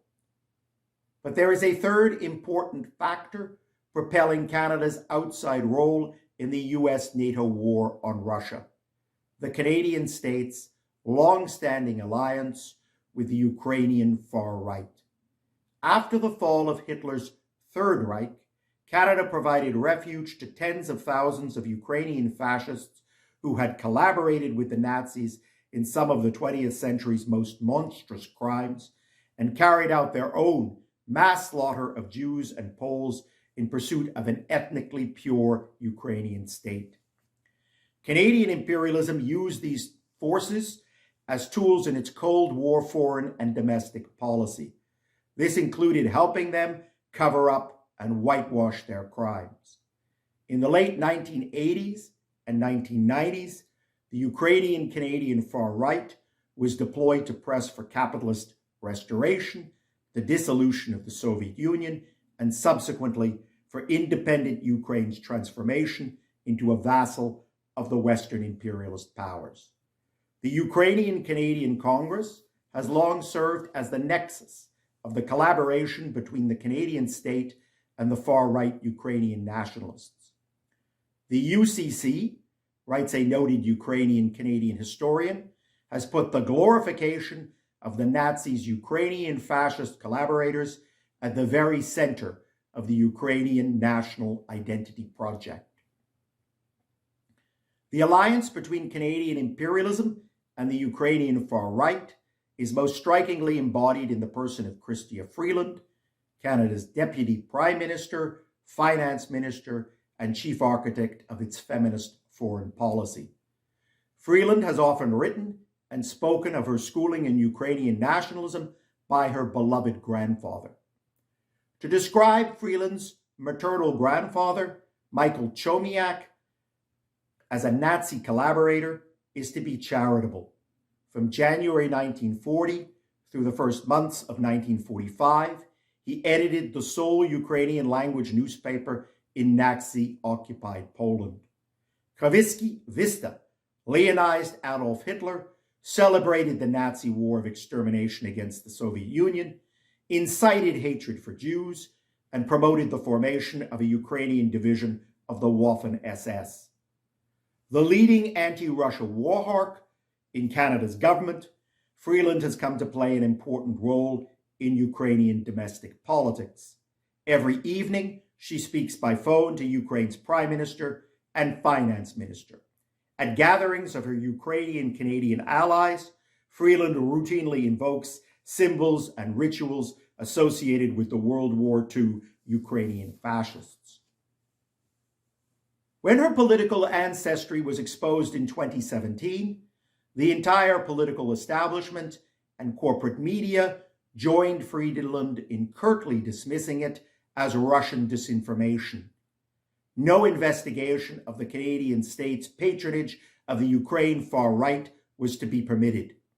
Above all, its contemporary iteration, be it the use of Ukrainian fascists as shock troops in the 2014 US orchestrated Canadian-assisted coup that overthrew Ukraine's democratically elected pro-Russian president, the Canadian Armed Forces training of the fascists embedded in Ukraine's armed forces, or the state-sponsored Ukrainian-Canadian Congress's role in ideologically and materially promoting the Ukrainian far right and its exclusivist, virulently anti-communist nationalism. The unanimous denunciations of Russian disinformation in the Freeland affair were a small anticipation of the anti-Russia war fever that now unites Canada's entire political establishment, from right to ostensibly left, federalist and pro-Quebec independence. The Social Democrats of the NDP, with the full-throated support of the trade unions, responded to the war's outbreak by forming a governmental alliance with Trudeau and Freeland. In the name of political stability, the NDP has pledged to keep the minority Liberal government in power to June 2025 as it wages war, dramatically hikes military spending, and pivots to imposing austerity and inflation-driven real wage cuts. This is a continuation and escalation of the role that the unions and NDP have played throughout the pandemic. In March, April 2020, they supported the Trudeau government's funneling of hundreds of billions of dollars into the financial markets and banks and corporate coffers, then policed the ruinous back-to-work, back-to-school policy that has resulted in 6 successive waves of mass infection and death that have officially killed more than 39,000 Canadians. Writing in the transitional program, Leon Trotsky observed that in times of extreme crisis like war, trade union leaders become bourgeois ministers. The Union NDP Liberal alliance is aimed at suppressing the class struggle so as to give the Canadian ruling class a free hand in waging imperialist war abroad and class war at home. They will not succeed. The pandemic, the war, their ruinous economic fallout, and decades of austerity and ever-widening social inequality are impelling workers in Canada, like their class brothers and sisters around the world, into struggle. Moreover, these struggles are increasingly erupting in opposition to and outside the corporatist trade unions and phony establishment left parties. The great challenge is to impart these struggles with a clear socialist internationalist program and perspective. That is the task of the ICFI and its socialist equality parties. I appeal to you to join us in this fight. Thank you, Comrade Keith. Our next speaker is Thomas Castanheira.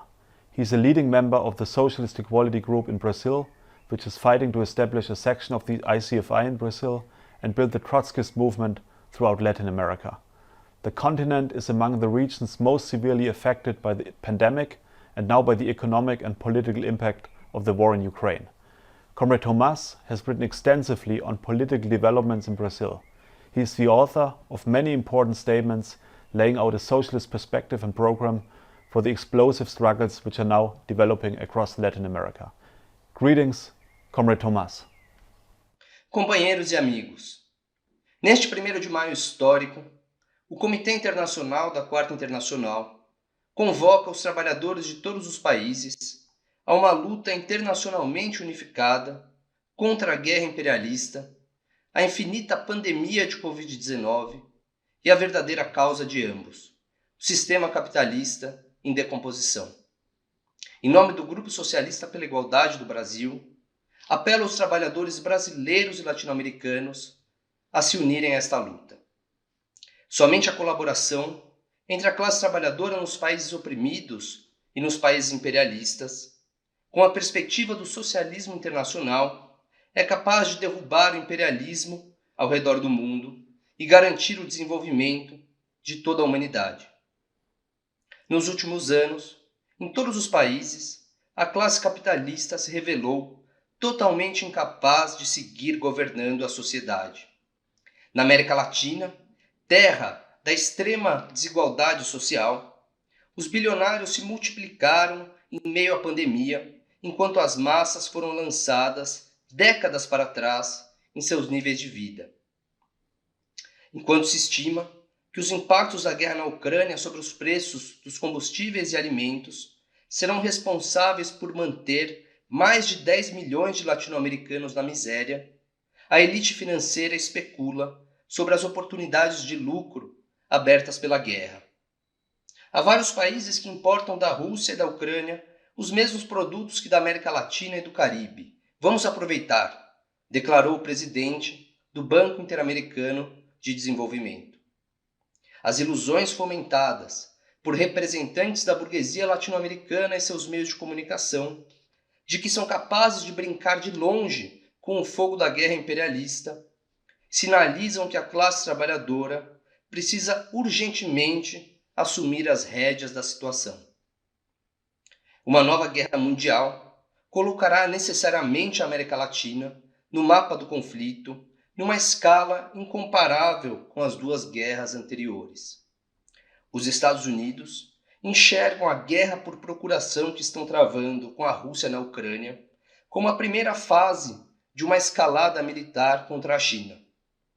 A dependência chinesa das matérias-primas exportadas por países como Brasil, Chile, Peru e Argentina, assim como seus investimentos nos mercados latino-americanos, são pontos estratégicos nos cálculos de guerra das potências imperialistas. A última grande guerra mundial trouxe a erupção do imperialismo americano na arena mundial. No manifesto da Quarta Internacional sobre a Guerra Imperialista e a Revolução Proletária, escrito em 1940, Trotsky apontou que o monstruoso armamento dos Estados Unidos preparava uma resolução violenta das complexas contradições do hemisfério ocidental. A política de boa vizinhança dos Estados Unidos na América Latina seria rapidamente substituída pela dominação com um punho de ferro. Essas previsões foram tragicamente confirmadas no período do pós-guerra, promovendo intervenções, golpes e ditaduras militares brutais, golpe no Brasil em 64, no Chile em 73, na Argentina em 76, a Guerra dos Contras na Nicarágua nos anos 80 e muitos outros, o imperialismo americano afogou em sangue o espírito revolucionário do jovem proletariado latino-americano. A nova guerra imperialista fomentada pelo EUA é uma expressão não de força, mas do declínio histórico do capitalismo americano. No seu período de crise, o poder militar dos Estados Unidos se impõe de forma mais selvagem e inescrupulosa na busca pela dominação mundial.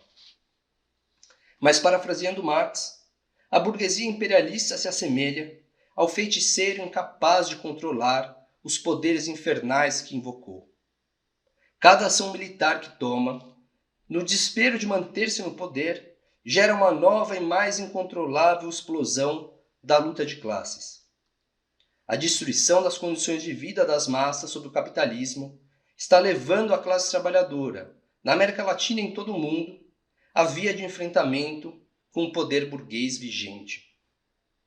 Em consequência imediata da guerra na Ucrânia, protestos de massas estouraram no Peru contra o aumento do preço dos combustíveis.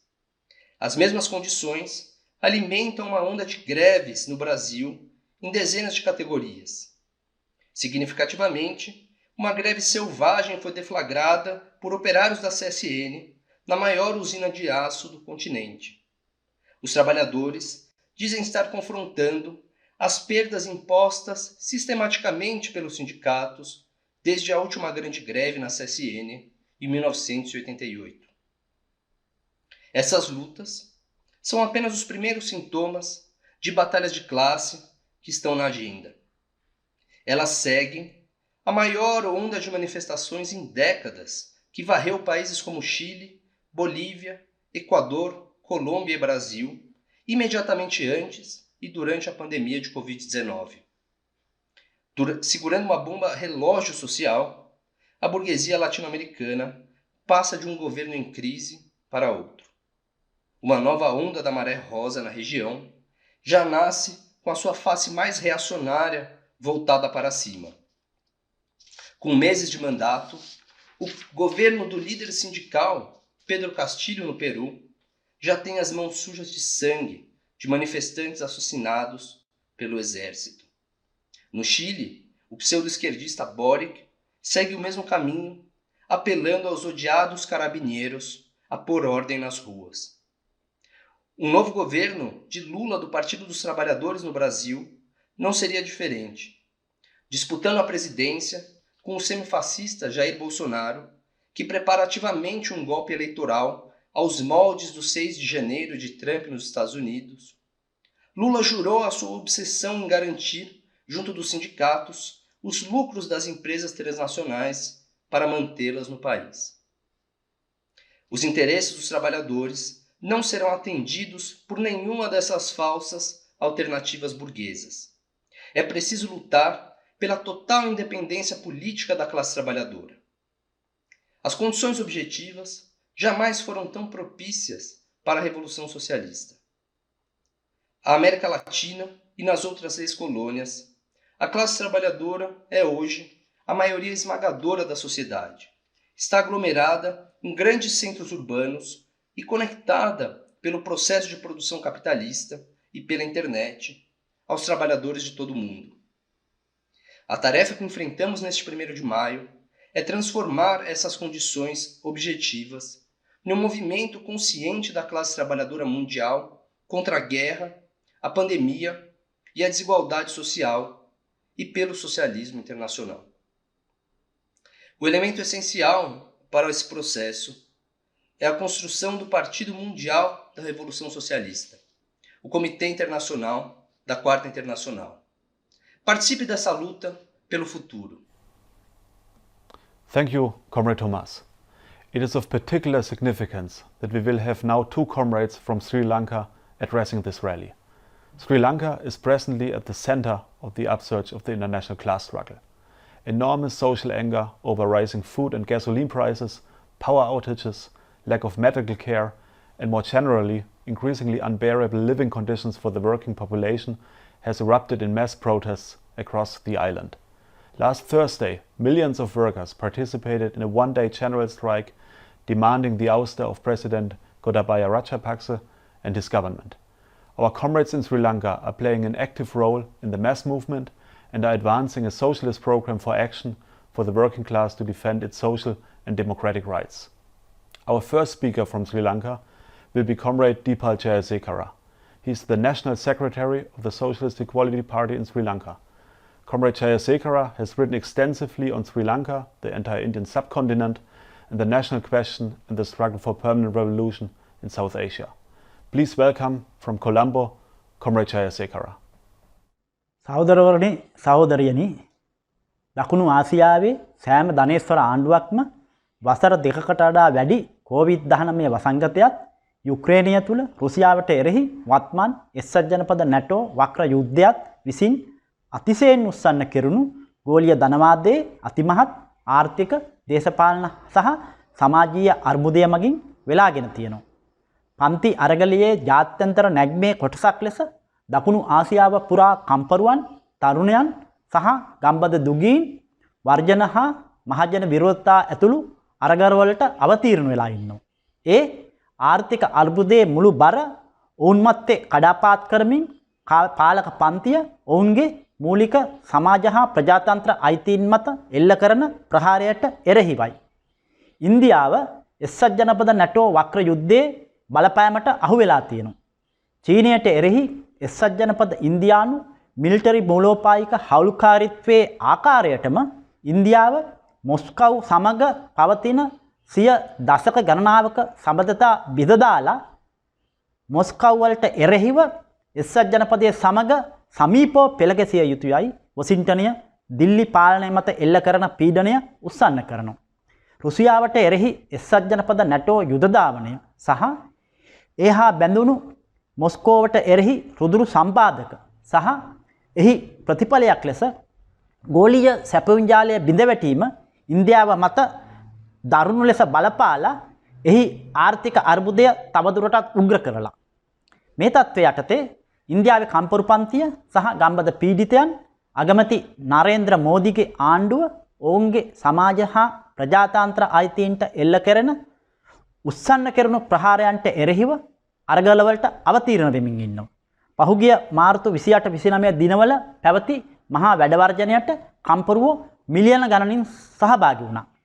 ශ්‍රී ලංකාවේදී ධනවාදයේ ගෝලීය අර්බුදය එහි තියුණුම ප්‍රකාශනය අත්පත් කරගෙන තියෙනවා.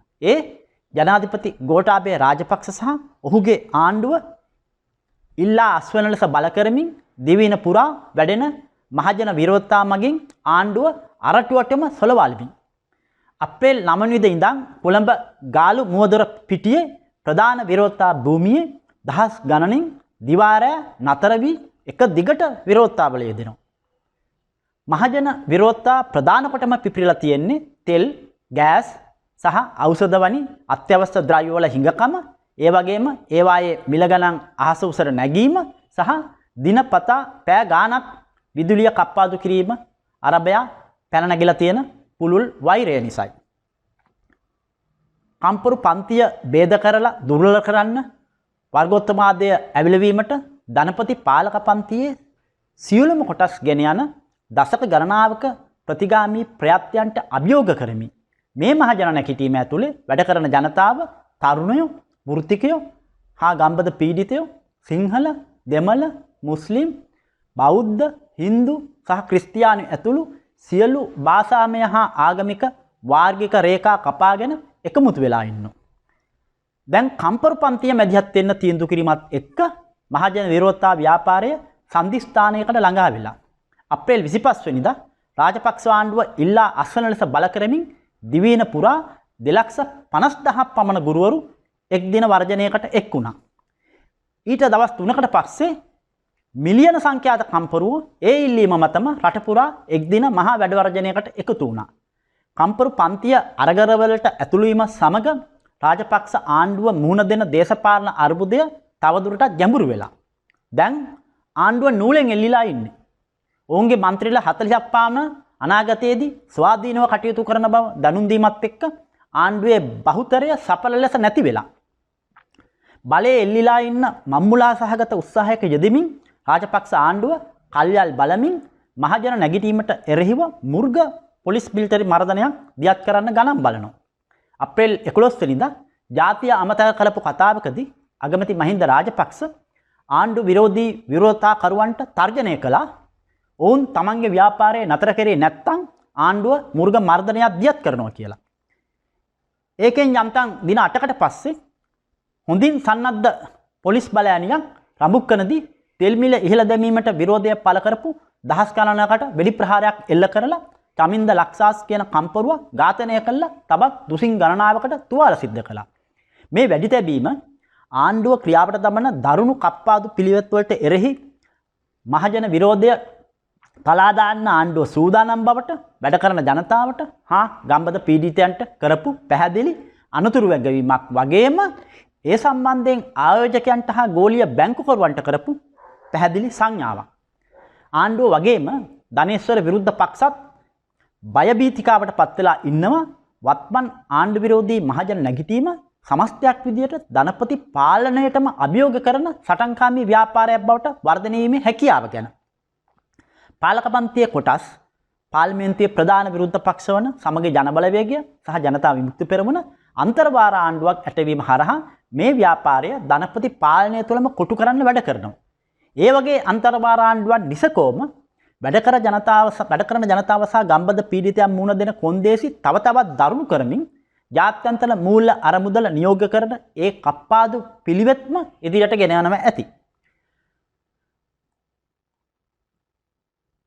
මුර්ග මර්ධනයක් සඳහා යන ආණ්ඩුවේ සූදානමත් විරුද්ධ පක්ෂවල අන්තර්වාර ආණ්ඩු උගුලත් යටතේ ආණ්ඩු විරෝධී මහජන ව්‍යාපාරය බරපතල අන්තරායකටයි මුහුණ දීලා ඉන්නේ. එහි අදිෂ්ඨානය හා සටන්කාමීත්වය තිබියදීම ධනේශ්වර පාලනයට එරෙහිව සටන් බැදීම පිණිස එයට පැහැදිලි දේශපාලන ඉදිරි දර්ශනයක් හා ක්‍රියාමාර්ගයක් නැතිකමින් ගලා එන අන්තරායක්. මේ කාරණා පැහැදිලිවම පෙන්눔 කෙරුණා. ගාලු මූදර විරෝධතාකරුවන් සමග සාකච්ඡා කරන්න තමන් සූදානම් බවට අප්‍රේල් 13 වෙනිදා අගමැති කරපු යෝජනාව ප්‍රතික්ෂේප කරමින් ඒ විරෝධතා ව්‍යාපාරයේ සංවිධායකයන් ප්‍රසිද්ධ කළ විකල්ප යෝජනා ලැස්තුවෙන් ගෝඨාභය රාජපක්ෂත් මහින්ද රාජපක්ෂත් ඉල්ලා අස්වෙන්න ඕන කියලා ඉල්ලා සිටින අතරෙම ඕන් ඉදිරිපත් කරන්නේ පවතින පාර්ලිමේන්තුවෙන් අන්තර්වාර ආණ්ඩුවක් පිහිටුවීම, ඒ ආණ්ඩුවට රාජපක්ෂ පවුලේ කිසිවෙකු සම්බන්ධ කරනවා ගැනීම, පුළුල් ලෙස වෛරයට ලක් වෙලා තියෙන විජායක ජනාධිපති තනතුරේ සමහර බලතල සුළු වශයෙන් කප්පාදු කරන දහම් මොන විශ්වාසතා සංශෝධනය යලි බලාත්මක කිරීම, රාජපක්ෂ පවුලේ සමාජිකයෝයි උන්ට සම්බන්ධිත නිලධාරීනුයි සොරකම් කරපු සියලු ධනය ආපහු ලබා ගන්න යාන්ත්‍රණයක් සකස් කිරීම සහ මාස 6ක් ඇතුළත ජනාධිපතිවරණයක් සහ මහමැතිවරණයක් පැවැත්වීම යනාදී ඉල්ලීම්. ගාලු මෝදර විරෝධතාවයේ සංවිධායකවරු දේශපාලනය එපා කියන එක ප්‍රවර්ධනය කරන ගමන්ම ඇත්ත වශයෙන්ම උන් ඉදිරිපත් කරන්නේ ධනේශ්වර පාර්ලිමේන්තු විපක්ෂයට. ඒ කියන්නේ සමගි ජන බලවේගයට හා ජවිපෙට සමාන දේශපාලනයක්. මේ පක්ෂ විකල්ප ධනපති ආණ්ඩුවක් බලයට ගෙන ඒම පිණිස ආණ්ඩුවට එරෙහි මහජන වෛරය ගසා කෑමේ යෙදීගෙන ඉන්නවා.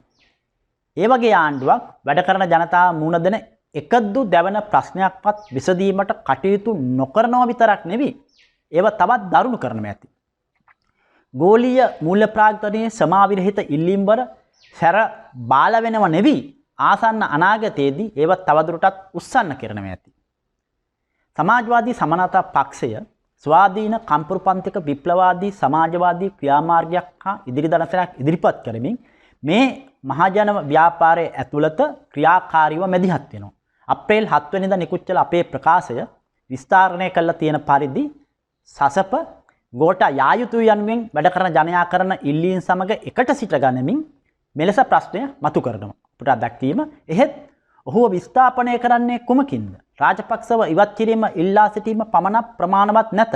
එමෙන්ම වර්තමාන දේශපාලන අර්බුදයේ විසඳීමේ මූලික පියවරක් ලෙස දරුණු ඒකාපති බලතල සහිතව කම්පරු පන්තියේ ඔළුවට තුවක්කුව මානාගෙන සිටින ජනාධිපති දුරය වහවම අහෝසි කළ යුතුයයි සසප ඉල්ලා සිටි. පුටා ගැනීම අවසන්. සසප කම්පරු පන්තියට යෝජනා කරනවා සමාජවාදී ප්‍රතිපත්තිවලට කැපවෙන කම්කරු ගොවි ආණ්ඩුවක් ගොඩනැගීමට සටන් කරන ලෙස. එවන් ආණ්ඩුවක් ගොඩනගනව ඇත්තේ කම්පරු පන්තියේ ස්වාධීන බල සංස්ථා හරහායි. අපි වැඩ කරන ජනයාට යෝජනා කරනවා කම්පරුවන්ට එරෙහිව ආණ්ඩුවේ හා හාම්පුතුන්ගේ කාර්මික පොලිසියක් විදියට ක්‍රියා කරන වෘත්ති සමිති වලින් බිඳිලා හැම කම්හලකම වැඩපොලකම වතුආයකම නිවන් ප්‍රදේශයක තමන්ගේම ක්‍රියාකාරී කමිටු හදාගන්න කියලා. අප්‍රේල් 7 වෙනිදා සසප ප්‍රකාශය මහජනයාගේ දැවෙන අවශ්‍යතාවයන්ට ආමන්ත්‍රණය කිරීම සඳහා වන ක්‍රියාකාරී කමිටු වැඩකටයුතු වලට ජීවය සැපීම පිණිස ක්‍රියා මාර්ගයක් හා පිළිවෙත් යෝජනා කරනවා. සුළු ගොවීන්ගේ, දීවරයන්ගේ, මෙන්ම කුඩා කර්මාන්තකරුවන්ගේ හා සුළු ව්‍යාපාරිකයන්ගේ ණය අහෝසි කිරීම, මහජන ජීවිතවලට තීරණාත්මක වන සියලු අත්‍යවශ්‍ය භාණ්ඩ හා අනෙකුත් සම්පත් නිෂ්පාදනය හා බෙදා හැරීම, කම්පරුවන්ගේ ප්‍රජාතන්ත්‍රවාදී පාලනයට නතු කිරීම, බැංකු මහා සංගත වතු හා අනෙකුත් ප්‍රධාන ආර්ථික මර්මස්ථාන ජනසුතු කිරීම, සියලු විදේශ ණය ප්‍රතික්ෂේප කිරීම සහ ජාත්‍යන්තර මූල්‍ය අරමුදලේ සහ ලෝක බැංකුවේ කප්පාදු නියෝග ප්‍රතික්ෂේප කිරීම ඒවට ඇතුළත් වෙනවා.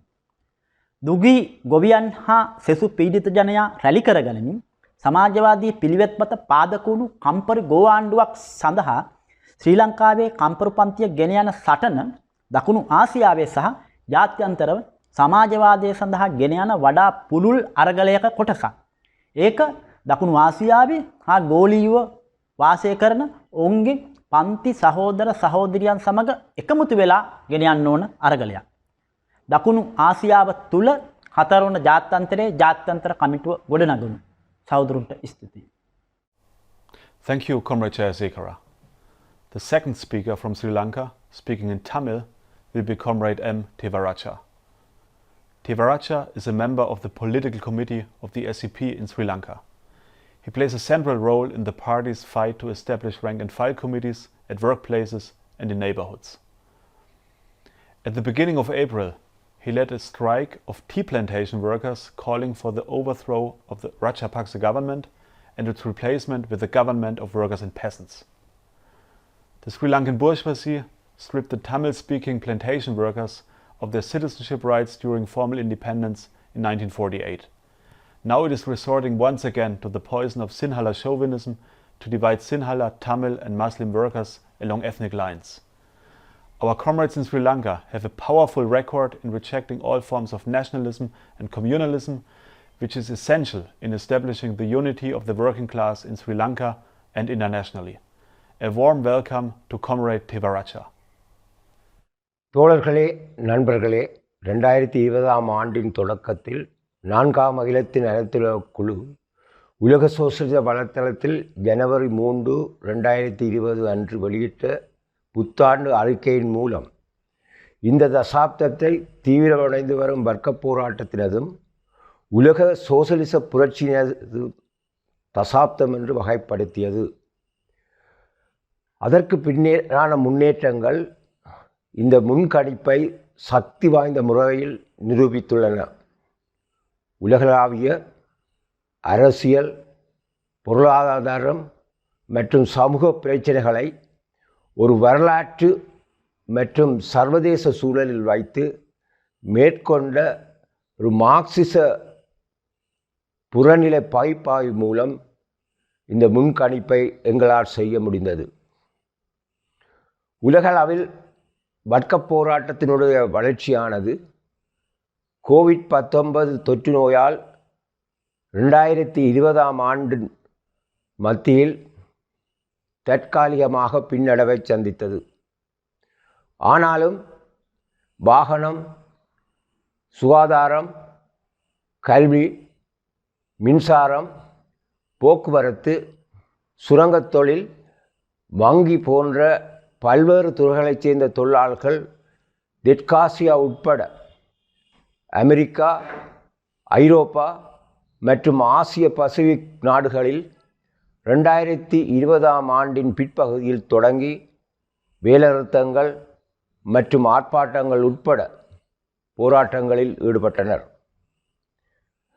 அவர்கள் ஊதிய அதிகரிப்பு, சிறந்த வேலை நிலைமைகள், வேலை பாதுகாப்பு, தொற்று நோய்களின் கீழ் ஆபத்தான நிலைமைகளின் கீழ் இருந்து பாதுகாப்பு உட்பட தொடர் கோரிக்கைகளை முன்வைத்து போராடினர்.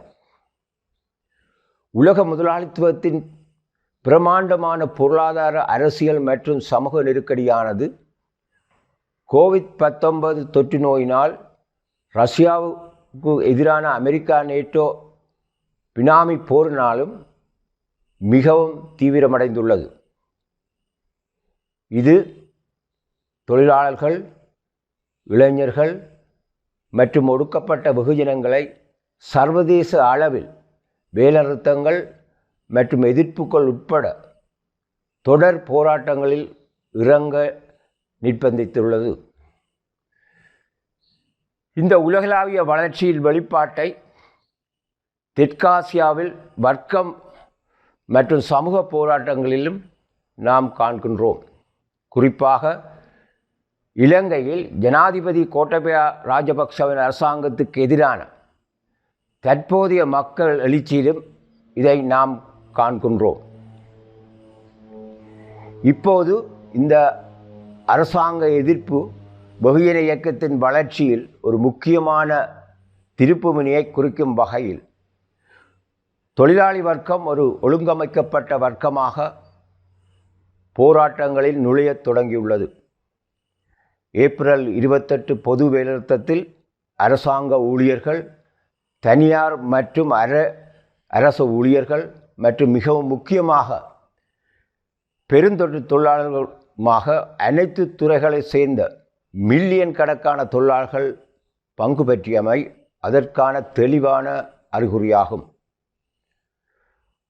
பிரமாண்டமான எண்ணிக்கையின் காரணமாக மட்டுமன்றி தொழிலாளி வர்க்கம் ஒரு வர்க்கமாக அரசாங்கம் ராஜினாமா செய்ய வேண்டும் என்ற ஒரு வெளிப்படையான அரசியல் கோரிக்கையின் அடிப்படையில் வீதிகளில் இறங்கி இருப்பதால் இது முன் எப்போதும் இல்லாத ஒரு நிலைமையாகும்.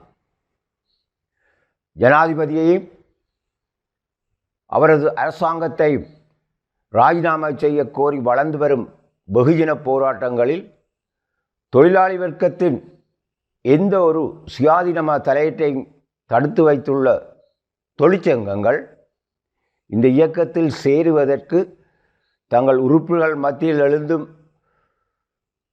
எழுந்த பெரும் அழுத்தம் காரணமாக வேலைநிறுத்தத்திற்கு அழைப்பு விடுக்க நிர்பந்திக்கப்பட்டன.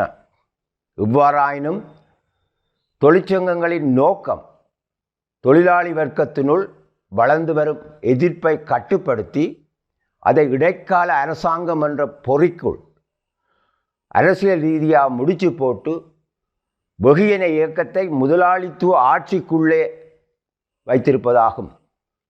முதலாளித்துவ பாராளுமன்ற எதிர்க்கட்சியான ஐக்கிய மக்கள் சக்தி மற்றும் ஜேவிபியுமே இந்த இடைக்கால அரசாங்கம் என்பதை முன்னிலைப்படுத்தி வருகின்றன. சோசலிச சமத்துவ கட்சியானது தற்போதைய வெகுஜன இயக்கத்தில் தொடர்ச்சியாக அரசியல் ரீதியாக தலையிட்டு வருகின்றது. அதன் ஒரு முக்கியமான படியாக ஏப்ரல் 28 பொது வேலைநிறுத்தத்தில் அது ஒரு முன்னோக்கை தொழிலாளி வர்க்க சுயாதீனமான புரட்சிகர வேலைத்திட்டம் மற்றும் முன்னோக்கை பரிந்துரை செய்து சக்தி வாய்ந்த முறையில் தலையிட்டது. சோசலிச சமத்துவ கட்சி தீவின் பல பகுதிகளிலும் வேலைநிறுத்தம் செய்யும் தொழிலாளர்கள் மத்தியில் கட்சியின் அறிக்கையின் ஆயிரக்கணக்கான பிரதிகளை விநியோகித்து அந்த அறிக்கை தொழிலாளி வர்க்கத்திற்கான அதன் செயல் திட்டத்தை தெளிவுபடுத்தி காட்டுகிறது. எதேச்சதிகார நிறைவேற்று ஜனாதிபதி முறை ஒழிக்கப்பட வேண்டும் மற்றும் அனைத்து அடக்குமுறை சட்டங்களும் நீக்கப்பட வேண்டும் என்று எங்களது அறிக்கை அழைப்பு விடுத்துள்ளது. ராஜபக்ச அரசாங்கமும் எதிர்க்கட்சிகளும் முன்னெடுத்து செல்ல முயலும் சர்வதேச நாணய நிதியத்தின் சிக்கன திட்டத்துக்கு எதிராக பெரு வணிகத்தின் லாபங்களை விட உழைக்கும் மக்களின் அடிப்படை சமூக தேவைகளுக்கு முன்னுரிமை கொடுக்கின்ற ஒரு சோசலிச வேலை திட்டத்தை நாங்கள் முன்வைக்கிறோம் என்ற இந்த அறிக்கை விளக்குகிறது. வெகுஜன எதிர்ப்புகளுக்கு எதிராக ராஜபக்ச அரசாங்கத்துக்கு முன் கொடுப்பதில் தமிழ் முதலாளித்துவ கட்சிகள் குறிப்பாக பிற்போக்கு பாத்திரம் ஆற்றுகின்றன. பிரதான பாராளுமன்ற கட்சியான தமிழ் தேசிய கூட்டமைப்பு மற்றும் அதனுடன் இணைந்த தமிழ் தேசியவாத குழுக்களும் பல வாரங்களாக வளர்ந்து வரும் வெகுஜன எதிர்ப்பு குறித்து காதுகளாதவர் போல் மௌனத்தை கடைப்பிடித்தன. இறுதியாக ஏப்ரல் 13 அன்று கூட்டமைப்பு தலைவர் எம்.ஏ. சுமந்திரன் மௌனத்தை கலைத்தார். ராஜபக்ச அரசாங்கத்தின் தலைவர்களுடனும் முன்னாள் ஜனாதிபதிகளான மைத்திரிபால சிறிசேனா, சந்திரிகா குமாரதுங்க, பிரதமர் மஹிந்த ராஜபக்ஷ உட்பட கொழும்பு முதலாளித்துவ ஸ்தாபனத்தில் உள்ள வேறு சில அரசியல்வாதிகளுடன் தொழிலாளர்கள் மற்றும் தமிழ் மக்களின் முதுகுக்கு பின்னால் பேச்சுவார்த்தை நடத்தியதாக அவர் பெருமையடித்து கொண்டார். அரசியல் சூழ்நிலையில் ஸ்திரத்தன்மையை கொண்டு வர முயற்சிக்கும் பல பேச்சுவார்த்தைகளில் நான் ஈடுபட்டேன் என்று சுமந்திரன் ஒப்புக்கொண்டார். கூட்டமைப்பின் தலைவர் அரசாங்கத்துடனும் மற்றும் முதலாளித்துவ தலைவர்களுடனும் முதலாளித்துவ ஆட்சிக்கு அரசியல் ஸ்திரத்தன்மையை கொண்டு வந்து எதிர்ப்புகளை முடிவுக்கு கொண்டு வர சதி செய்து வருகிறார். அப்போது ஏதாவது ஒரு இடைக்கால அரசாங்கமும் சர்வதேச நாணய நிதியமும் ஆணையிட்டுள்ள சிக்கன நடவடிக்கைகளையே அமுல்படுத்த முடியும். ராஜபக்ச அரசாங்கத்துடனான தமிழ் கூட்டமைப்பின் இந்த துரோக ஒத்துழைப்பு ஆர்ப்பாட்டக்காரர்கள் மீது கொடூரமான ஒடுக்குமுறைகளை தயாரிக்க அதன் கரங்களை பலப்படுத்தியுள்ளது.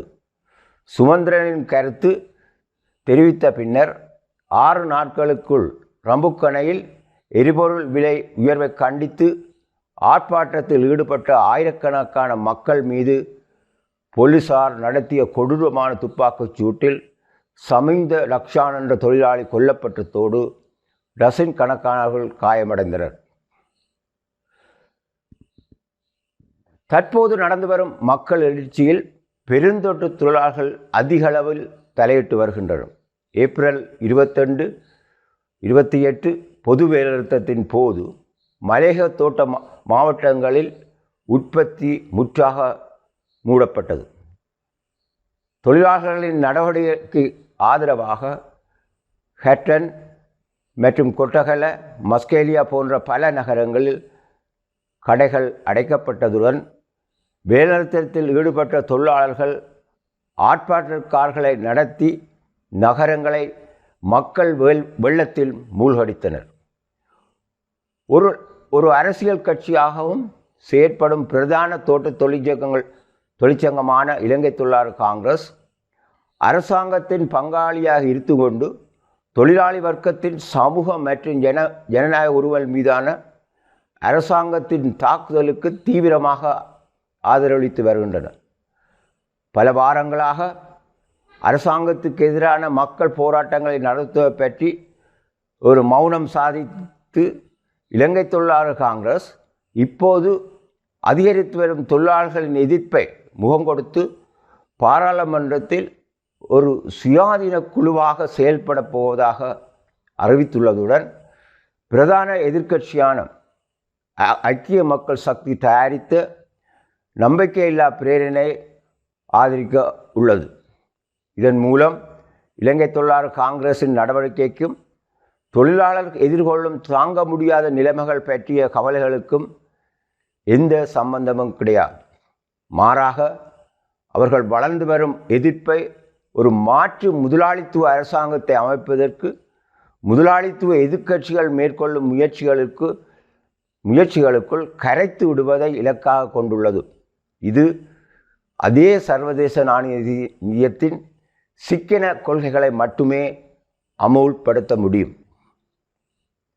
ஐக்கிய மக்கள் சக்தி, ஜேவிபி, தமிழ் கூட்டமைப்பு மற்றும் அவர்களின் போலி இடது கைத்தேங்காய்கள் மற்றும் தொழிற்சங்கங்கள் உட்பட முதலாளித்துவ அரசியல் ஸ்தாபனத்தின் அனைத்து கட்சிகளுக்கும் எதிராக சோசலிச சமத்துவ கட்சி ஏழை விவசாயிகள் மற்றும் பிற ஒடுக்கப்பட்ட மக்களை ஒன்றிணைக்கும் ஒரு சுயாதீனமான அரசியல் இயக்கத்தில் தொழிலாளி வர்க்கத்தை அணிதிரட்ட போராடுகிறது. அதன் மூலம் ராஜபக்ச அரசாங்கத்தை தூக்கி வீசி இடைக்கால அரசாங்கத்தை அனுமதிக்காமல் சோசலிச கொள்கைகளுக்கு அர்ப்பணித்து கொண்ட தொழிலாளர் மற்றும் விவசாயிகள் அரசாங்கத்தை ஸ்தாபிக்க சோசலிச சமத்துவ கட்சி போராடுகின்றது. அதற்காக அரசாங்கம் மற்றும் முதலாளிகளுக்கு தொழில்துறையின் போலீஸ் படைகளாக செயல்படும் தொழிற்சங்கங்கள் அனைத்தில் இருந்தும் பிரிந்து தொழிலாளர்கள் தங்கள் சொந்த நடவடிக்கை குழுவை உருவாக்க வேண்டும். பெருந்தோட்டம், சுகாதாரம், கல்வி மற்றும் கலை போன்ற பல்வேறு துறைகளில் இந்த நடவடிக்கை குழுக்களை அமைப்பதில் முன்முயற்சி எடுத்துள்ள சோசலிச சமத்துவ கட்சி அத்தகைய குழுக்களை அமைப்பதற்கு தொழிலாளருக்கு அரசியல் உதவிகளையும் வழங்க தயாராக உள்ளது. எமது நடவடிக்கை குழுக்களின் ஊடாக தோட்ட தொழிலாளர்களுக்கு அவர்களின் வரலாற்று பணிகள் குறித்து விழிப்புணர்வு ஏற்படுத்தவும் அபிவிருத்தி அடைந்து வரும் போராட்டங்களில் அவர்களின் முன்னணி பாத்திரத்தை அவர்களுக்கு உணர்த்தவும் நாங்கள் போராடி வருகின்றோம்.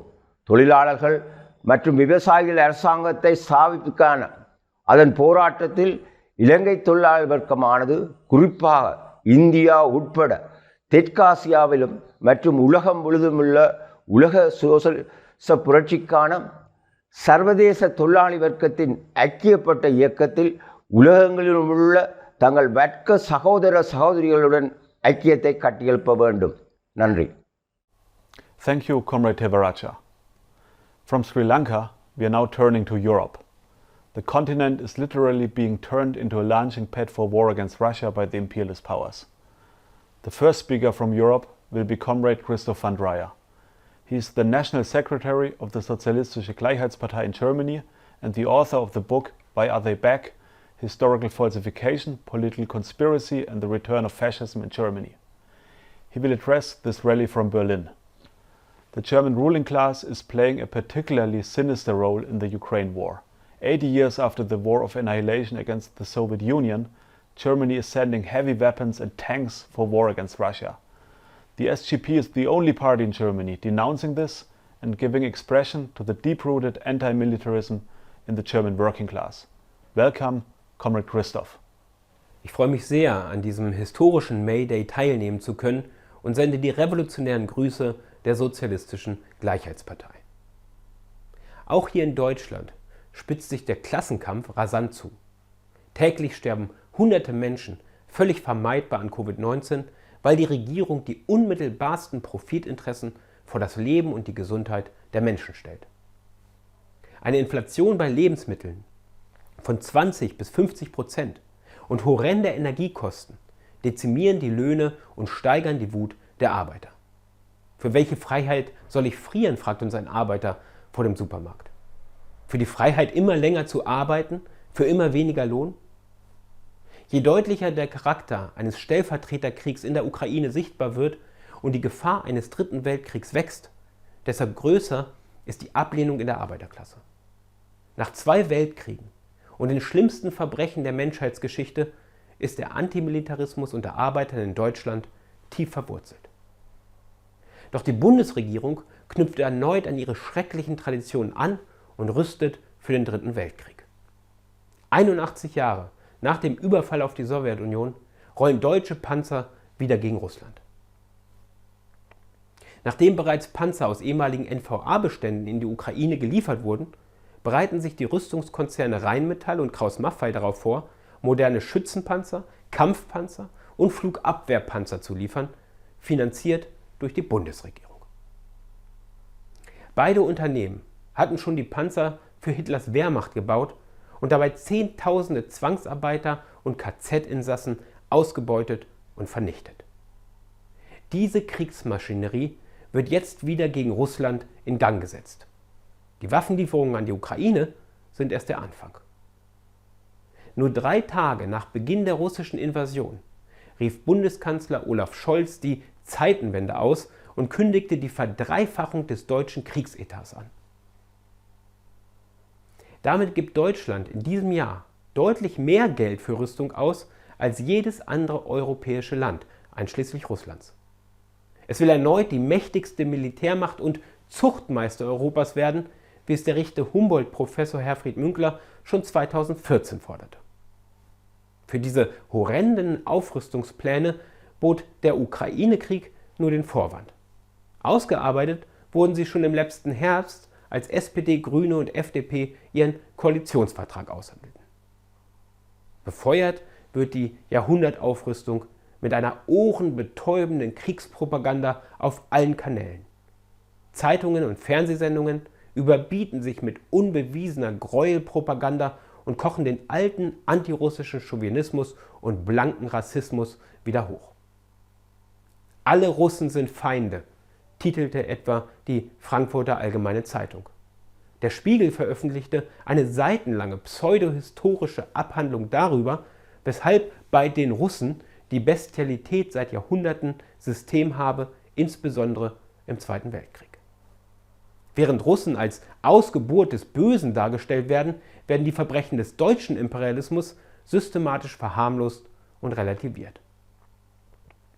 So wird die russische Invasion in der Ukraine mittlerweile von Politik und Medien routinemäßig als Vernichtungskrieg bezeichnet.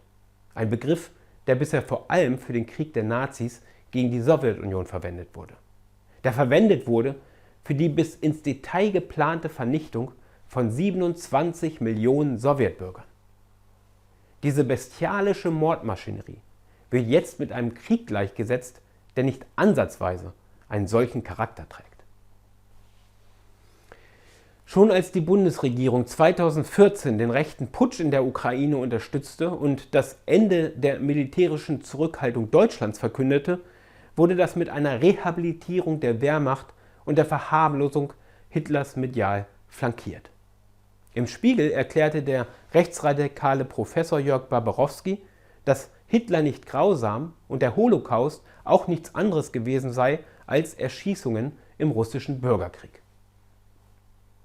Als die IYSSE und die SGP dieser bodenlosen Geschichtsfälschung entgegentraten, wurde Barbarowski von Vertretern sämtlicher Bundestagsparteien und fast allen Medien verteidigt und gefeiert. Jetzt zeigt sich in aller Schärfe, dass es hier nicht um einen einzelnen Professor ging, sondern um die Grundtendenz des deutschen Imperialismus. Die historischen Verbrechen des deutschen Militarismus müssen verharmlost werden, um neue Verbrechen vorzubereiten. In der vergangenen Woche ging ein Kommentar im Spiegel diesen Weg konsequent zu Ende und forderte, die Geschichte zu vergessen, um Deutschland endlich mit Atomwaffen ausrüsten zu können. Diese wahnsinnige Politik eines nuklearen Weltkriegs richtet sich zunächst gegen Russland, bringt aber all die historischen Grundfragen des deutschen Imperialismus zurück und verschärft auch die Spannungen mit Frankreich, Großbritannien und den USA. Sie wird von sämtlichen Bundestagsparteien unterstützt. Die schlimmsten Kriegstreiber sind dabei die Grünen. Es vergeht kein Tag, an dem nicht ein Vertreter der Partei mit Schaum vor dem Mund für weitere und schwerere Waffenlieferungen und eine noch größere Aufrüstung trommeln würde. Der langjährige Chef der Grünen Heinrich-Böll-Stiftung in Kiew, Sergei Somleny, forderte sogar einen Atomkrieg gegen Russland, um dessen Bedrohungspotenzial zu zerstören. Auch die Linkspartei ist Teil der Kriegsverschwörung. Als Scholz seine Zeitenwende verkündete, schloss sich die Fraktion dem Regierungsantrag weitgehend an. Der außenpolitische Sprecher der Fraktion, Gregor Gysi, wollte sogar dem 100 Milliarden Aufrüstungsprogramm der Bundesregierung zustimmen. Der vollständige Bankrott der kleinbürgerlichen Pazifisten kommt dabei nicht überraschend. Sie waren so lange für militärische Zurückhaltung eingetreten, wie dies im Interesse des deutschen Imperialismus lag. Heute stehen sie mit wehenden Fahnen im Kriegslager. Die Sozialistische Gleichheitspartei ist die einzige Partei, die sich dem deutschen Militarismus entgegenstellt. Wir geben dem tief verwurzelten Antimilitarismus unter Arbeitern eine Stimme und eine sozialistische Perspektive. Deshalb geht die herrschende Klasse Deutschlands mit allen Mitteln gegen uns vor. Nachdem sie eine regelrechte Hetzkampagne gegen uns in den großen Medien führte, uns Google und Facebook zensierten, setzt uns der Verfassungsschutz auf die Liste extremistischer Organisationen. Allein das Streiten für eine demokratische, egalitäre und sozialistische Gesellschaft und der Kampf gegen Imperialismus wird von der Bundesregierung für verfassungsfeindlich erklärt. Sie tun das nicht aus einer Position der Stärke, sondern der Schwäche. Sie tun es, weil ihre unaufhörliche Kriegspropaganda, eingedenk der historischen Erfahrungen in diesem Land, in der arbeitenden Bevölkerung nicht verfängt. Zusammen mit unseren Genossen des Internationalen Komitees der 4. Internationale schlugen wir die Zensur unseres Antikriegsvideos durch Facebook zurück. Und genauso werden wir die Versuche des Staats zurückschlagen, uns zu kriminalisieren. Denn unsere Partei, das IKVI, repräsentiert etwas, das sehr viel stärker ist als der Staatsapparat mit all seiner Kriegsmaschinerie. Die Einheit der internationalen Arbeiterklasse. Es hängt jetzt alles davon ab, die wachsende Opposition der Arbeiterklasse gegen Krieg und Ungleichheit in eine bewusste politische Kraft zu verwandeln und das IKVI als Weltpartei der sozialistischen Revolution in jedem Land der Welt aufzubauen. Thanks, Comrade Christoph, for this powerful indictment of German imperialism. There's a real competition between the imperialist powers in Europe as to who will supply the most weapons to Ukraine and escalate the offensive against Russia most aggressively. Also, Great Britain is certainly at the forefront of this. I'm very pleased to announce as our next speaker, Comrade Chris Marston. Comrade Chris is the National Secretary of the Socialist Equality Party in Britain. He will address this rally from Sheffield. Greetings, Comrade Chris. No country is more desperate to be in the front rank of the imperialist war drive against Russia than the UK. At the beginning of April, Prime Minister Boris Johnson made sure he was the first NATO leader to visit Kiev, where he combined jibes against Germany with boasts of the vast array of weapons the UK had provided Ukraine. Speaking alongside President Zelensky, he said Britain had raised weapons and equipment for Ukraine worth over £1.5 billion. 1 week later, it was confirmed that SAS personnel are training Ukrainian soldiers on ground in the use of 3,600 UK-supplied anti-tank weapons. Since the Maidan coup of 2014, tens of thousands in Ukraine's army have been trained by Britain, which has led war games involving Ukraine in the Black Sea and elsewhere. UK politicians are foremost in turning up the heat. This week, Defence Minister James Heappey threatened it is entirely legitimate to go after targets on Russian soil. This prompted the servile BBC to comment, "The line between defending Ukraine and attacking Russia is increasingly blurred." Not blurred, obliterated. Russia warned, London's direct provocation of the Kiev regime into such actions will immediately lead to our proportional response. The Russian armed forces are in round-the-clock readiness to launch retaliatory strikes with high-precision, long-range weapons at decision-making centres in Kiev, stressing that this is where UK representatives were located. Major foreign policy issues dictate this agenda. The sun long ago set on the British Empire. Its decline has pushed it into the arms of Washington, hoping to leverage slavish warmongering to boost its world position against Germany, France and other rivals. Julian Assange faces extradition to the US for the same reason, with Home Secretary Priti Patel to render a predetermined verdict in May aimed at silencing the WikiLeaks founder for exposing the war crimes of Washington and London. But that is far from the whole picture. The turn to war is also animated by fear of a social explosion at home. The UK is a social and economic cesspit. A tiny layer of the global super rich have gravitated to London as a haven for financial criminality and opulent living, while millions of working people eke out an ever more precarious existence. This month, every household in Britain was hit by a massive 54% rise in energy bills, to be followed by a similar hike in October.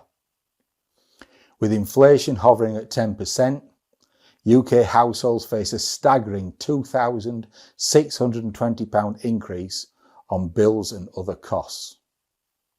People cannot live.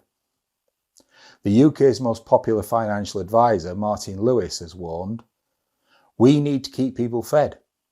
We need to keep them warm. If we get this wrong right now, then we get to the point where we start to risk civil unrest." The Sunday Times drew the same conclusion, asking April 17, "Is Britain heading for the summer of discontent?" and warning, "There is a feeling that the balance of power, weighted in favour of management for decades, is beginning to shift." There is a potential strike wave brewing, with ballots by over 40,000 rail workers, 40,000 BT workers, university and school staff, and post office workers. As in every country, British workers face the challenge of building new organisations of class struggle and a new political leadership to take their fight to the employers. They've been reduced to dire straits because the trade unions and the Labour Party have collaborated with a decades-long offensive by Britain's rulers. In the trade unions, workers confront an enemy they are now openly beginning to take on, to end collusion with management in every workplace.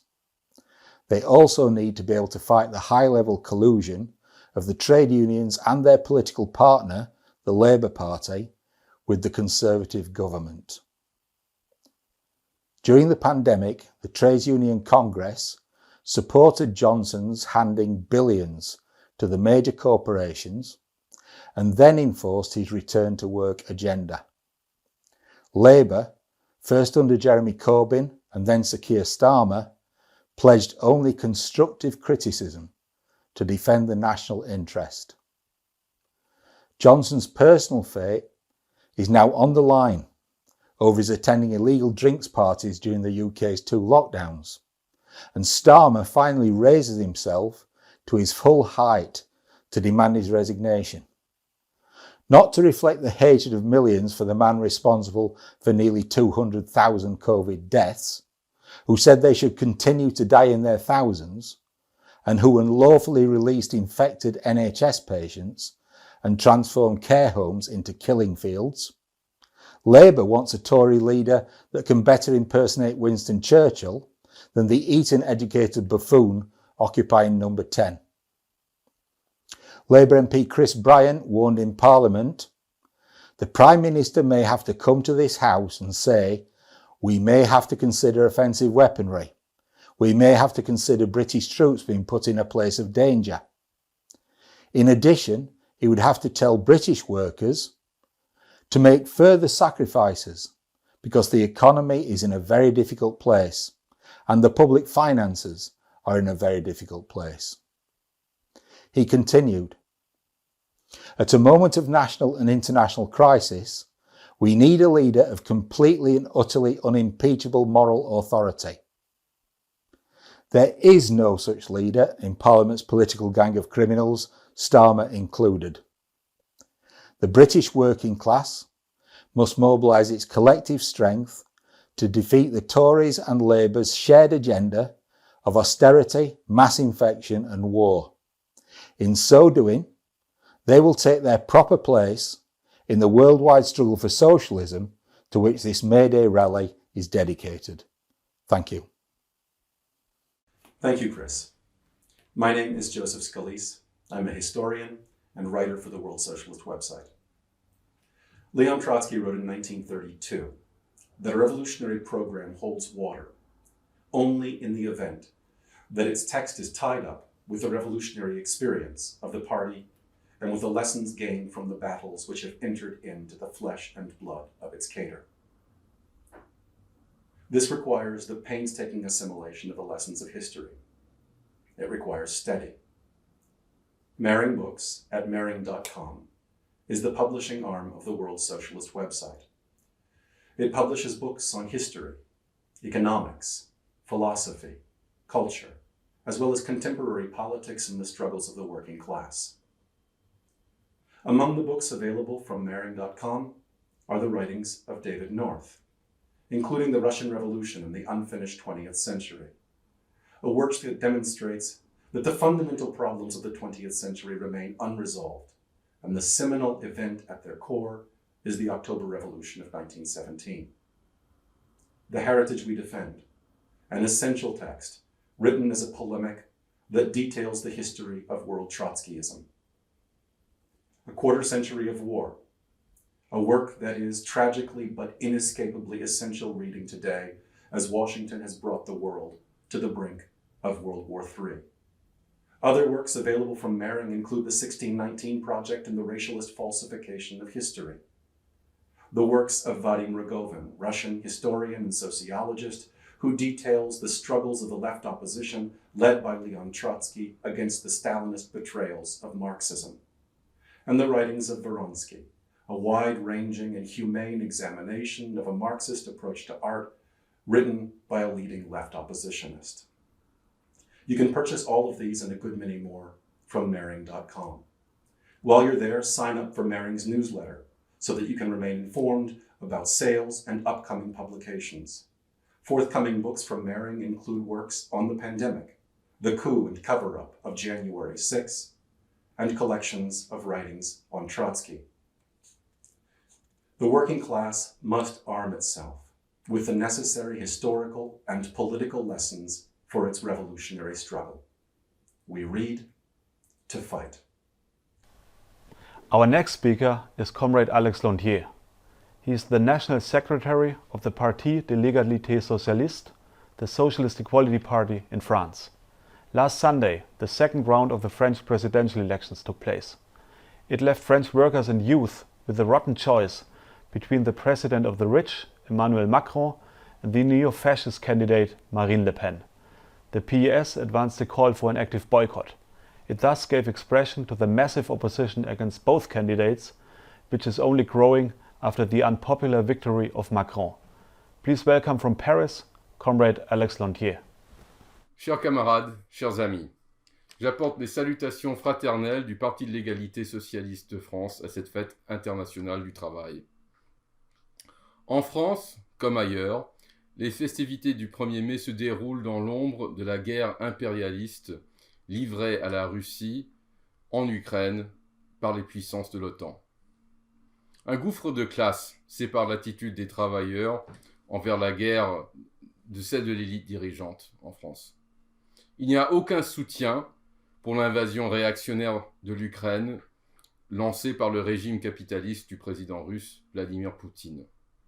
Mais l'offensive brutale de l'OTAN contre la Russie et la menace d'une escalade nucléaire inquiètent la vaste majorité des Français. Stopper la poussée de l'OTAN vers la guerre nécessitera la mobilisation internationale de la classe ouvrière en une lutte renouvelée pour le socialisme. Les élections présidentielles en France, qui viennent de s'achever ce 24 avril, ont montré qu'on ne peut pas lutter pour stopper la guerre par les urnes. Les deux candidats au second tour, le sortant libéral Emmanuel Macron et la néofasciste Marine Le Pen, ont tous deux escamoté le danger d'une guerre mondiale.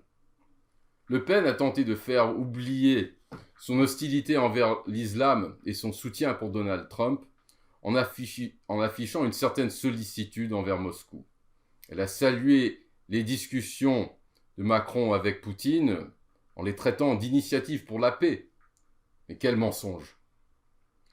Macron ne fait pas mieux qu'elle.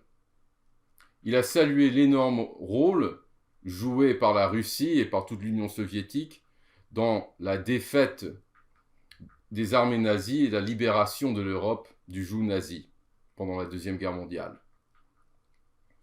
Et pour prétendre qu'une Europe assagie a appris les leçons de l'histoire, il a évoqué, contre l'invasion russe de l'Ukraine, le souvenir du massacre nazi à Oradour-sur-Glane, en France, pendant la libération.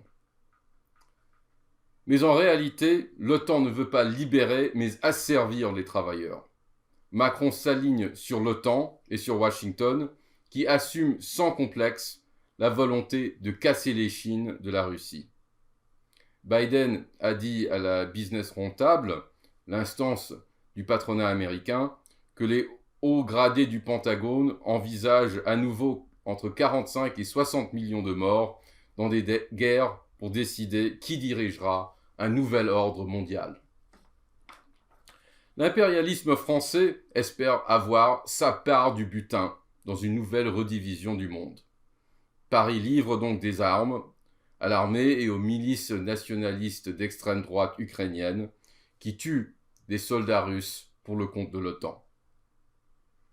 Sous couvert de l'étiquette libérale de Macron, la bourgeoisie française poursuit une politique extérieure d'extrême droite. Quel est l'emblème du bataillon Azov, la milice néo-nazie ukrainienne qui est aux avant-postes de la guerre avec la Russie? C'est la Wolfsangel, l'emblème de la division SS nazie Das Reich, qui, venue en France depuis l'Ukraine occupée pendant la Deuxième Guerre mondiale, a commis le même massacre à Oradour. Le choix d'emblème du bataillon Azov, comme le silence dessus de Macron, n'est pas le fruit du hasard. Aujourd'hui, la référence de l'extrême droite ukrainienne, cette référence, c'est Stéphane Bandera, le chef de la collaboration ukrainienne avec l'occupation nazie de l'Ukraine pendant la Deuxième Guerre mondiale. Et en 2018, Macron a fait savoir ses propres sympathies, alors qu'il envoyait les flics attaquer les gilets jaunes, qui étaient mobilisés contre ces politiques sociales anti-ouvrières, en saluant la mémoire du dictateur collaborationniste français, Philippe Pétain. Aux élections présidentielles, le Parti de l'égalité socialiste a appelé les travailleurs à boycotter le vote. Le PES récuse la politique du moindre mal qui ferait faussement passer Macron pour une alternative à l'extrême droite. Le PES a insisté que seul le rejet d'une élection frauduleuse entre deux candidats d'extrême droite préparerait les travailleurs aux luttes qu'il faudrait mener contre le prochain président. L'intervention du PES dans les présidentielles a révélé à nouveau l'importance de la défense du trotskisme menée par le Comité international de la 4e internationale. Rejetant la théorie nationaliste du socialisme en un seul pays mise en avant par Staline, tout comme les manœuvres nationales d'appareil menée par les staliniens français, le PES a mis en avant une ligne socialiste et internationaliste contre la guerre et contre le danger d'une dictature fascisante. Au premier tour de l'élection présidentielle le 10 avril, 22% des électeurs ont tenté de faire entendre une opposition de gauche en votant pour Jean-Luc Mélenchon. Arrivé juste derrière les 23% de Marine Le Pen, Mélenchon était certes éliminé. Mais son vote, concentré parmi les jeunes et parmi les travailleurs dans les quartiers ouvriers des grandes villes, ce vote mettait Mélenchon et son parti, la France Insoumise, dans une position puissante. Le PES a proposé une politique active de lutte pour la classe ouvrière. Mélenchon aurait pu appeler ses électeurs à faire grève et à manifester contre la guerre et contre le second tour Macron-Le Pen. De telles mobilisations dans les quartiers ouvriers des principales villes de France auraient pu non seulement mettre l'économie française à l'arrêt, mais aussi rallier les travailleurs à l'international dans une lutte contre la guerre. Mais Mélenchon a réagi en tentant de démobiliser ses propres électeurs. Il a appelé à un vote LFI aux élections législatives en juin, promettant de servir de Premier ministre à une présidence soit de Macron, soit de Le Pen. C'est un signe que le milieu stalinien et social-démocrate autour des dirigeants de LFI pourrait très bien s'accommoder d'un régime néofasciste en France qui ferait la guerre à la Russie. En effet, avant la présidentielle, tous les appareils petits bourgeois qui, au XXe siècle, dominaient la gauche et le mouvement ouvrier en France, en mettant en avant leur amitié pour la bureaucratie soviétique, ils se sont tous retournés contre la Russie. Le syndicat stalinien CGT, le nouveau parti anticapitaliste Pabliste, et aussi Mélenchon lui-même ont témoigné de leur sympathie pour l'OTAN contre la Russie en Ukraine. La déclaration de Mélenchon qu'il servirait de Premier ministre sous n'importe quel président de France, tout comme l'alignement des anciens appareils pro-staliniens sur l'OTAN et contre la Russie, tout cela constitue un avertissement. Les descendants politiques petits bourgeois des opposants pro-staliniens du trotskisme évoluent rapidement vers la droite. Par contre, le PES a pleinement confiance dans les capacités révolutionnaires du prolétariat français et international. Un gouffre de classe sépare les travailleurs des diverses forces politiques de la pseudo-gauche. Mais les travailleurs, armés d'une perspective et des traditions de la révolution d'octobre 1917 en Russie, pourront lutter et avoir raison du capitalisme et de la guerre, et ainsi bâtir le socialisme. Je vous remercie. Thank you, Comrade Alex. Our next speaker will be Comrade Ulaş Ateşçi from Turkey. Comrade Ulaş is a leader of the Socialist Eşitlik Grubu, the Socialist Equality Group in Turkey. Founded by late Comrade Halil Çelik, Socialist Eşitlik is fighting to build a section of the ICFI in Turkey. This is of great political significance for the working class through the entire region. Because of its geographic position between Europe, Asia and the Middle East, Turkey is one of the centers of the NATO war drive. But it's also a center of the class struggle, which is taking ever more explosive forms. Comrade Ulaş and his comrades are playing a central role in the growing movement of the Turkish working class and have won a powerful hearing among teachers, healthcare workers and sections of the industrial working class. A warm welcome to Comrade Ulaş, who is addressing this meeting from Istanbul. Merhaba. 4. Enternasyonel Uluslararası Komitesi ile siyasi dayanışma içinde olan Sosyalist Destek Grubu'ndan devrimci selamlar. Uluslararası İşçi Sınıfı 2022 1 Mayıs'ını ABD önderliğindeki NATO güçleri ile Rusya arasında Ukrayna topraklarında devam eden savaşın tüm insanlığı bir nükleer dünya savaşıyla tehdit ettiği koşullarda karşılıyor. Bu yakın tehlikeye COVID-19 pandemisi eşlik ediyor.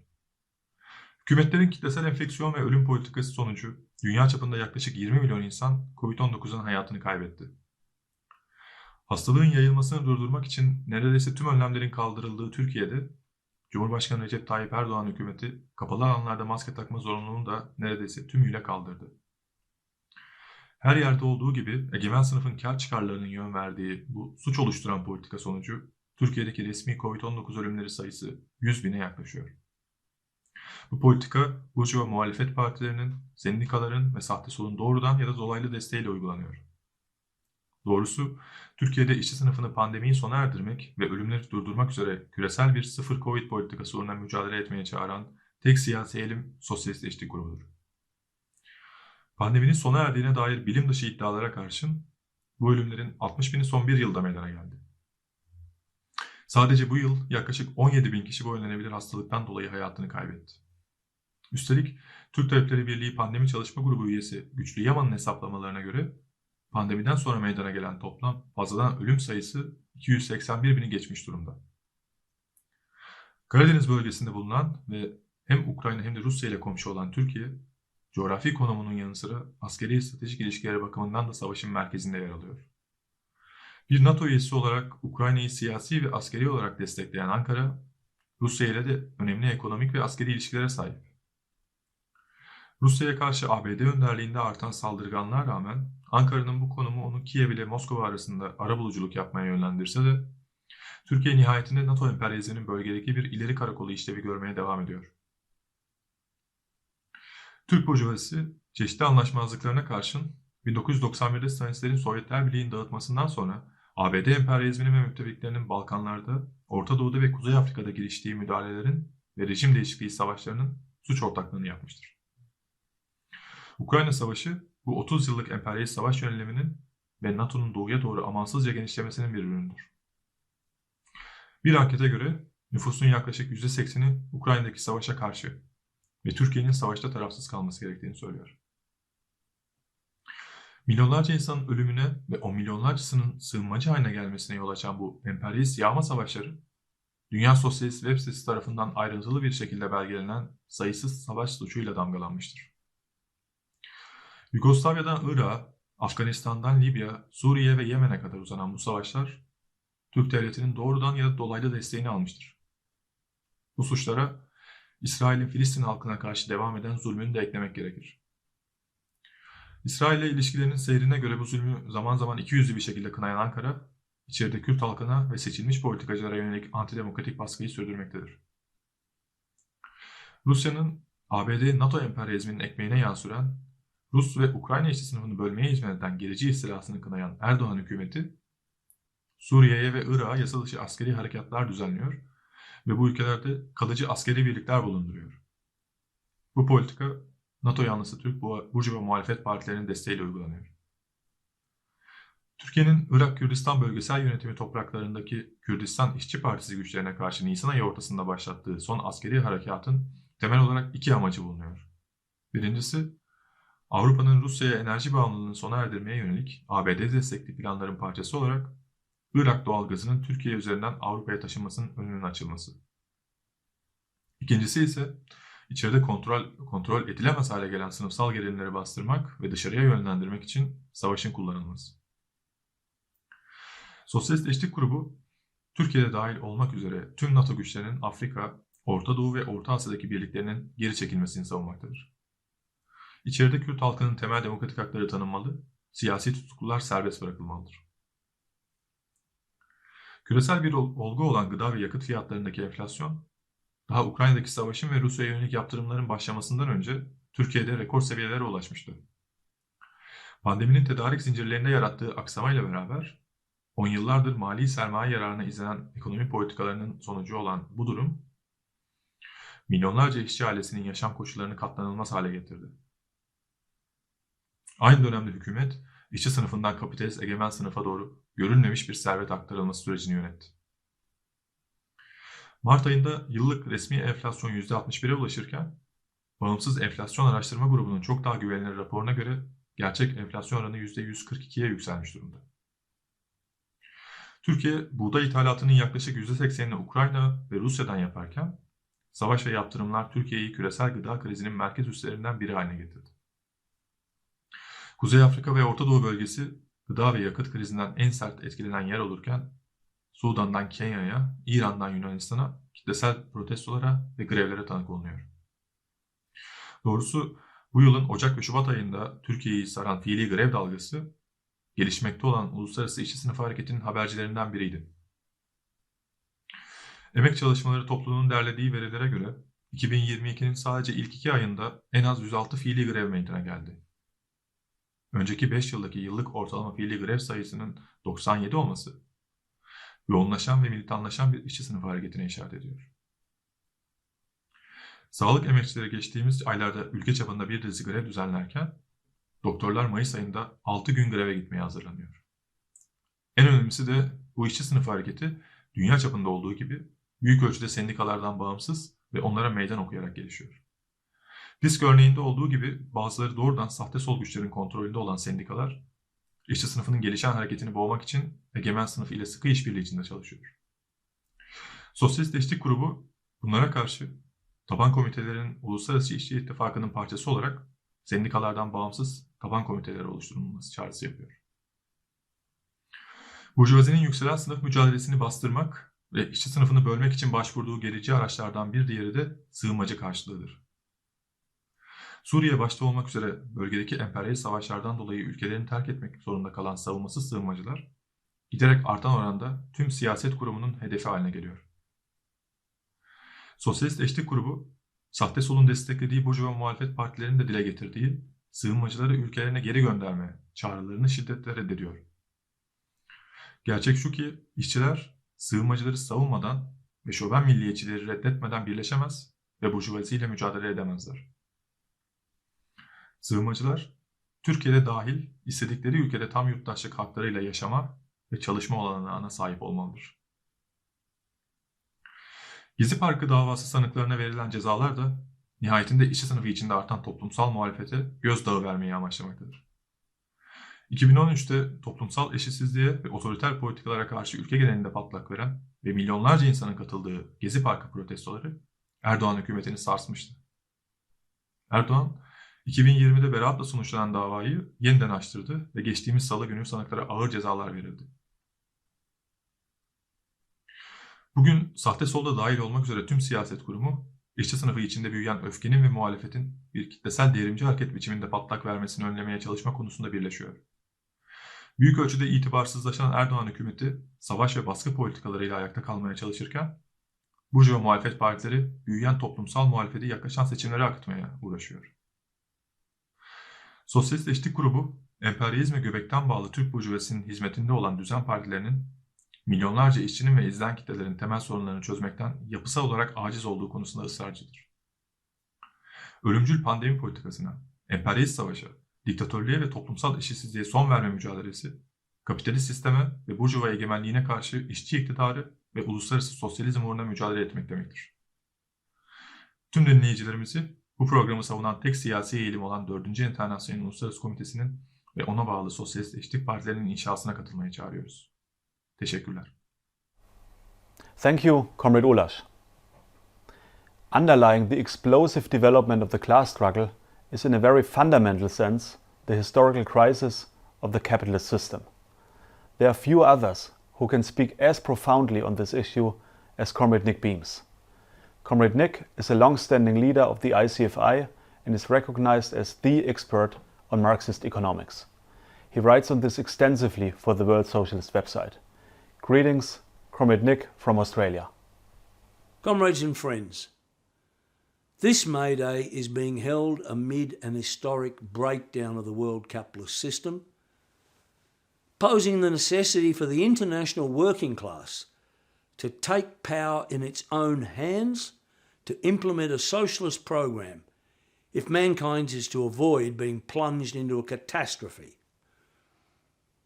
The deepening crisis is not some theoretical postulate.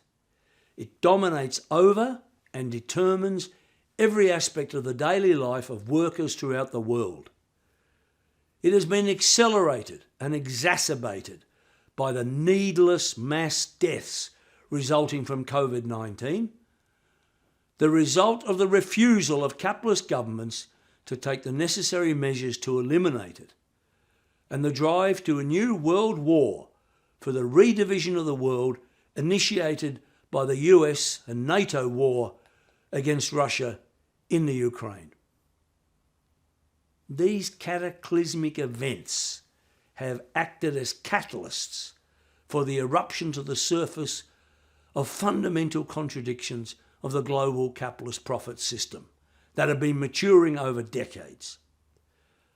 Over the past 50 years, all the measures undertaken by the ruling classes in response to these contradictions have led inexorably to their intensification. After the bloody first half of the 20th century, the global capitalist system was restabilised after World War II, grounded on the economic power of US capitalism. But that economic supremacy was steadily undermined in the 1950s and 1960s, and in August 1971, the US unilaterally removed the gold backing from the US dollar. It ended the global financial system established at the Bretton Woods Conference of 1944 that had formed the foundation of the post-war capitalist equilibrium. The scrapping of dollar gold convertibility was an attempt by the US to deal with its decline, reflected in its mounting balance of trade and current account deficits. The new financial system, based solely on a fiat currency, not backed by real value in the form of gold, led to new contradictions that manifested themselves in a surge of inflation. By the end of the 1970s, the tendency of the rate of profit to fall, a fundamental law of the capitalist economy, had begun to assert itself, finding expression in so-called stagflation, the development of recession combined with rapid price hikes. This was the driving force for the restructuring of the world economy initiated in the 1980s under the Reagan and Thatcher governments, which resulted in the destruction of whole swathes of industry and the initiation of globalised production to take advantage of cheaper sources of labour. A key component of this process was the rise of financialisation, the accumulation of profit not through the expansion and development of industry, as had taken place during the post-war boom, but through speculation on the stock market and in other parts of the financial system.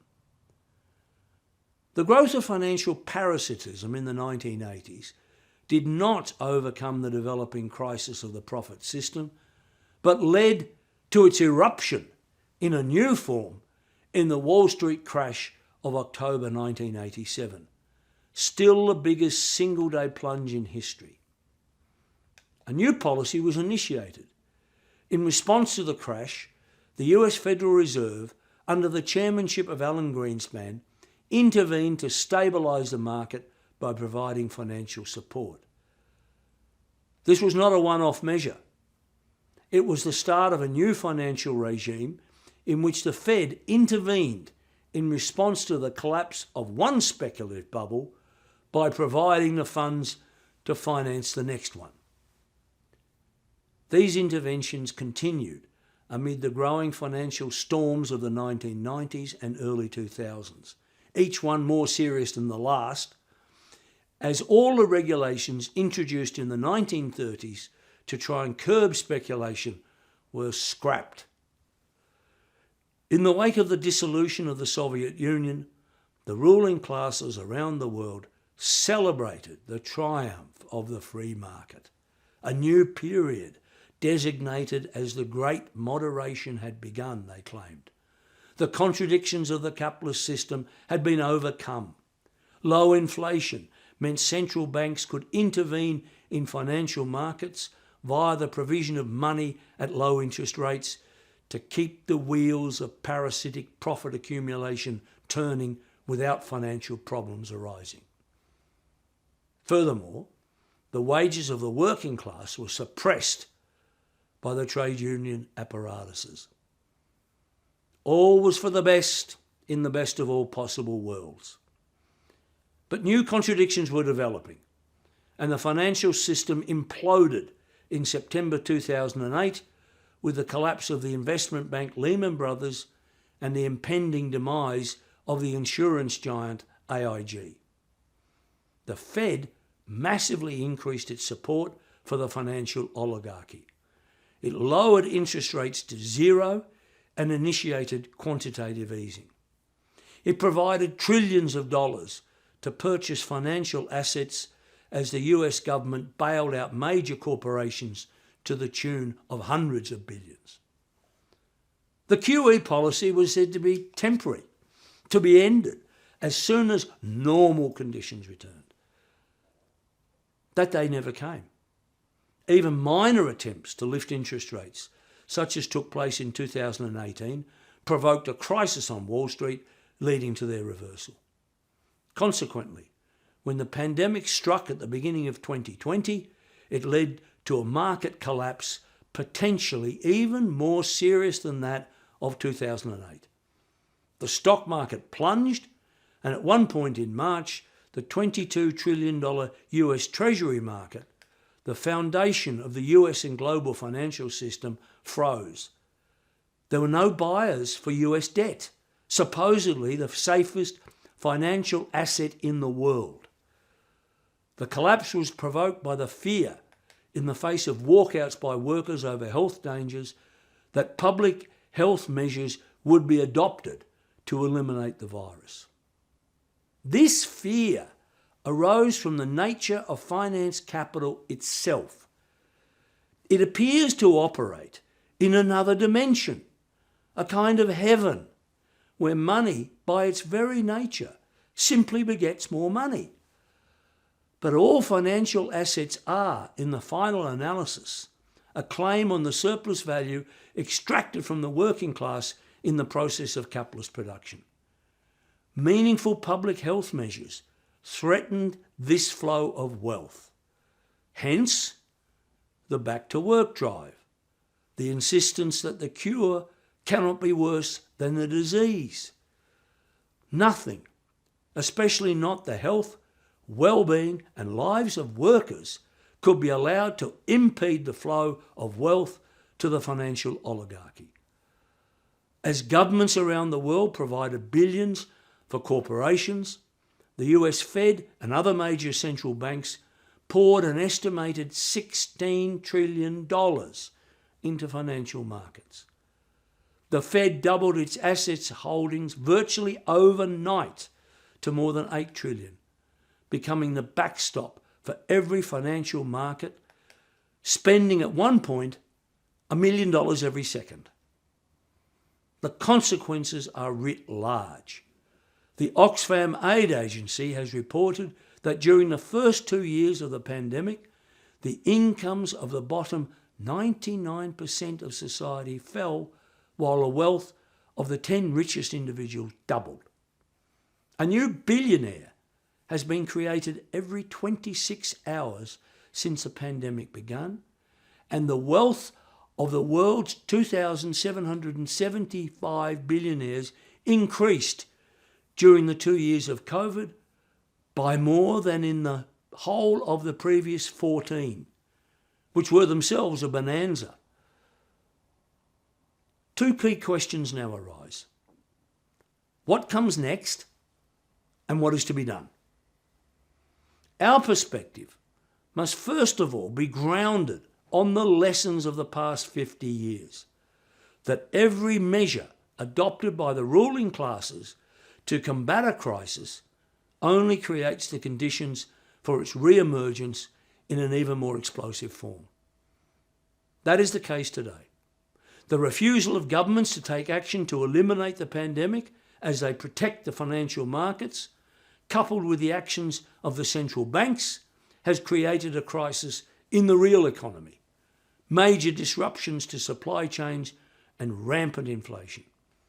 It has been exacerbated by the US war drive aimed at opening Russia and then China for plunder as it seeks to overcome its historic decline by pumping fresh blood into its sclerotic arteries. And now the class struggle, so long suppressed, is intervening. Central banks led by the Fed are lifting interest rates with the aim of inducing a recession to combat workers as they are driven into struggle by the daily cuts in living standards from inflation. Massive government debts built up through corporate bailouts must be repaid by slashing social spending. The interest rate hikes, imposed under conditions of rising inflation, now threaten to set off a new financial crisis. This is because the speculation that has been so central to profit accumulation for decades has been totally dependent on a low interest rate regime. Commodity markets are already in turmoil, along with bond markets, and stock markets gyrate amid fears that the collapse of even a relatively small financial institution can spark a systemic crisis. There is, however, no final crisis of capitalism. There is no crisis which in and of itself will be fatal to the profit system.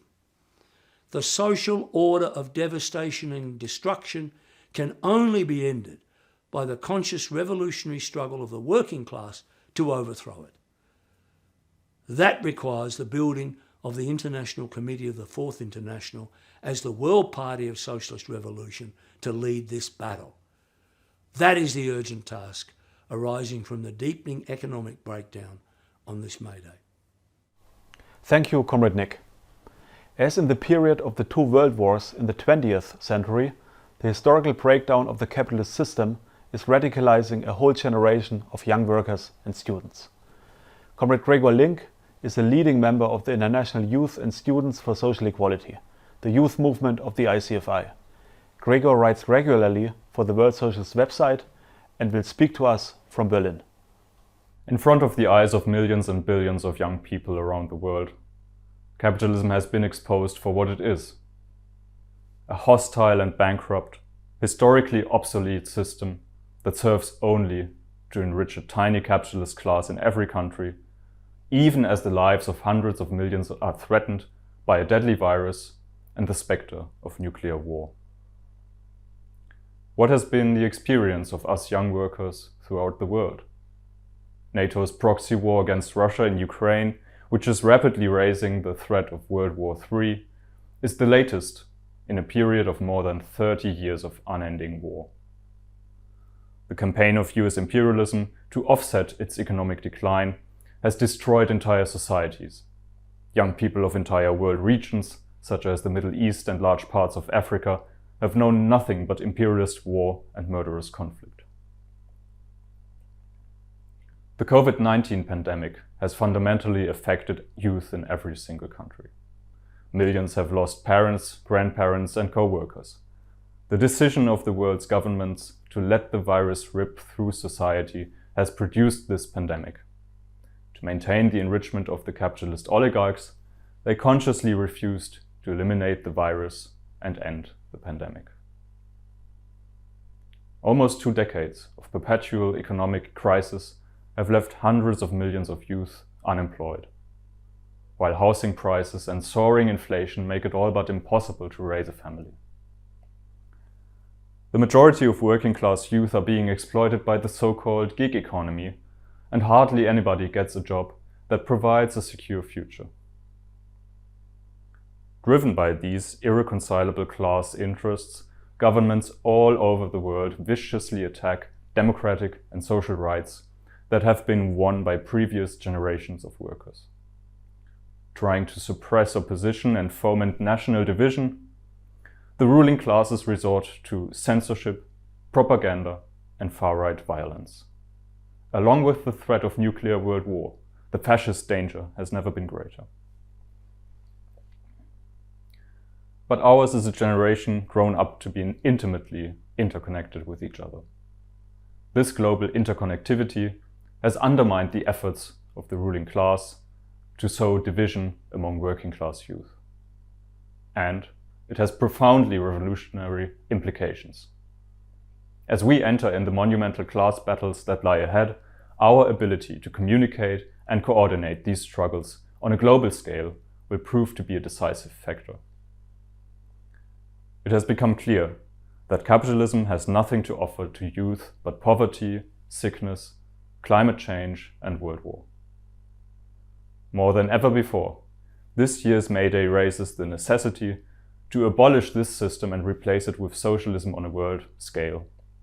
A global society must be built that places lives before profit and uses all of society's resources to serve the social needs of the world working class and all of humanity. I appeal to all of you to take part in this struggle. Turn to the working class. The fight against capitalism is not a generational issue, nor is it a question of individual identity. The working class consists of all ethnicities, genders, and orientations, and is objectively unified by the same class interests. Build the International Youth and Students for Social Equality, who fight to connect young people to the historical experiences of the working class. Study the lessons of history and the perspectives of the ICFI. Make this extraordinary May Day a milestone in your development as a Marxist and Trotskyist and a revolutionary fighter for socialism. Thank you, Gregor. We are now turning back to Australia, where our comrades are currently waging a powerful election campaign. It is the only campaign advancing an independent socialist program for the working class, against the pandemic, against war, and for social equality and the defense of democratic rights. Comrade Cheryl Crisp, who will now speak to us from Sydney, is the National Secretary of the Socialist Equality Party in Australia. Please welcome Comrade Cheryl.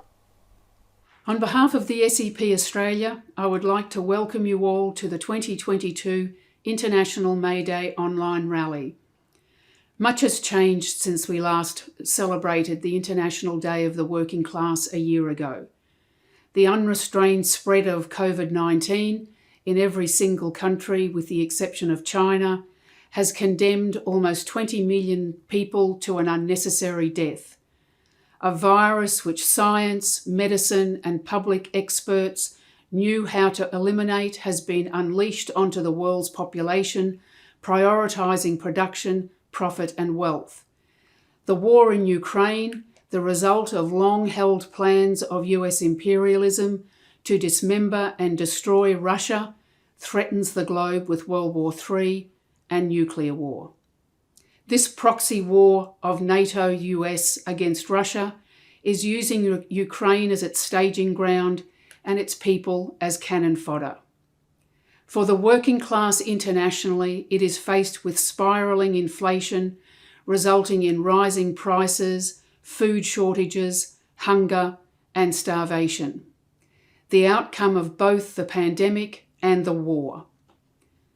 The situation in Australia, despite the constant mantra of exceptionalism and the lucky country, has transformed.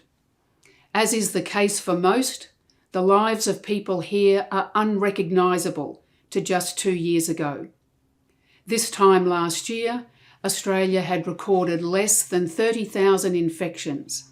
Today, it is almost 6 million, with 96% of those cases occurring in the last 5 months. The death toll in May 2021 was 910. Today, it is 7,142, 72% taking place since December the 1st, 2021.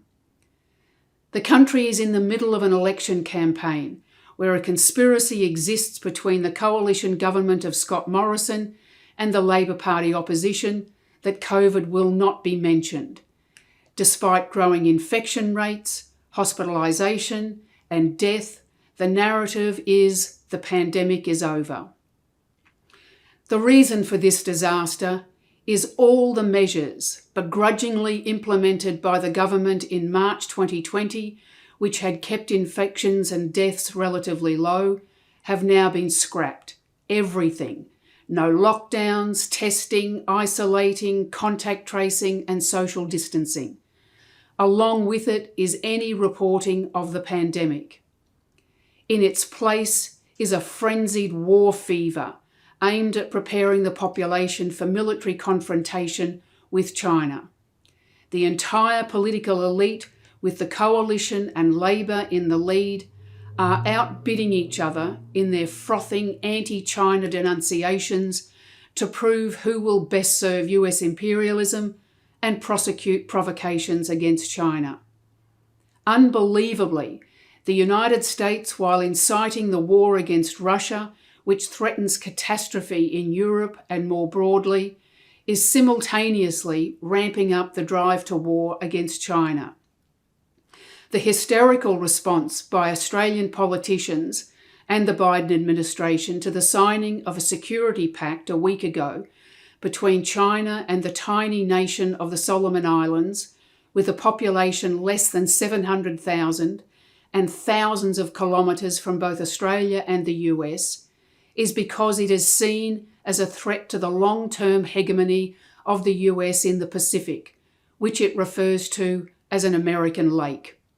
Australian Government Defence Minister Dutton declared on Anzac Day, the day the Australian ruling class celebrates the slaughter of World War I, that, quote, the way to preserve peace was to prepare for war, close quote. Prime Minister Morrison threatens that if the Chinese establishes a military presence in the Solomons, which he describes as on Australia's doorstep, it would constitute a red line being crossed, a not too veiled threat at military intervention. But it has been the Labor Party which has greeted the agreement with the most bellicose and almost unhinged denunciations. Labor Shadow Foreign Minister Penny Wong described the failure of the government to prevent the signing of the agreement as the, quote, worst foreign policy blunder in the Pacific since the end of World War II, close quote. Labor has aligned itself with the US response, which saw Kurt Campbell, the White House Indo-Pacific coordinator, dispatched to Honiara, who threatened like a mafia don that, quote, if steps are taken to establish a de facto permanent Chinese military presence, power projection capabilities, or a military installation, the United States would then have significant concerns and respond accordingly, close quote. There is more than a whiff that military action and a regime change operation is being considered. The breathtaking hypocrisy is for all to see. Ukraine has been supplied with unlimited lethal weaponry, military training and funding to purportedly preserve its right to join NATO. But when the Solomons exercises its right to sign a pact with China, it is threatened by the most powerful military nation on earth, backed by its deputy sheriff in the Pacific, the Australian government, and the Labor Party.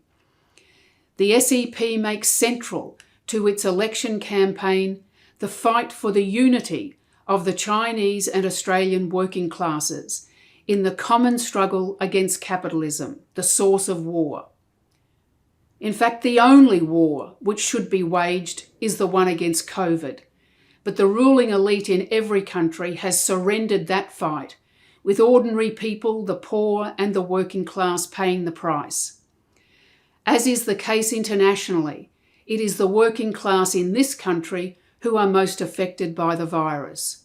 36% of all COVID-19 deaths occurred in the 20% most disadvantaged areas. Only 9.8% were in the most advantaged quintile. Immigrants to Australia have died from COVID-19 at more than 2.5 times the rate of those born here, with people born in the Middle East dying at almost 9 times the overall rate. Deaths from long COVID are increasing at an alarming rate. The pandemic and now the war in Ukraine has fueled a massive increase in the cost of living due to fuel and food price rises. Inflation in Australia in the last quarter has jumped to 5.1%, the largest increase for almost 3 decades, not counting the goods and services tax imposed in 2000.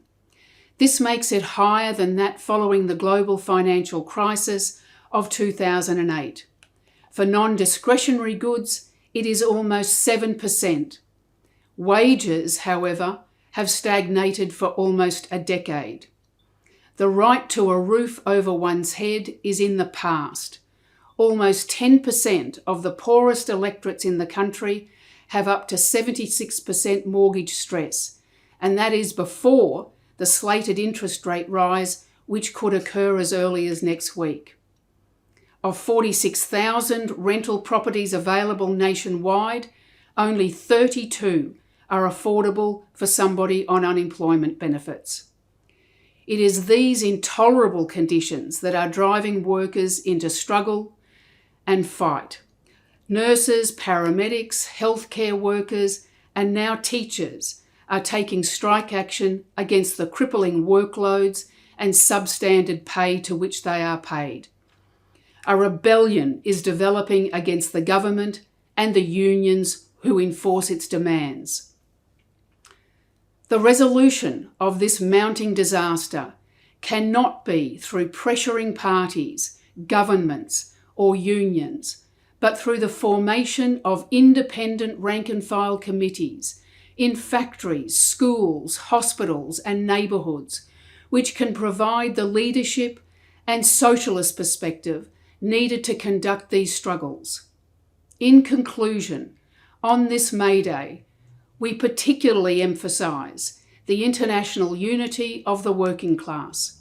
We especially reach out to the Chinese working class, the largest on earth.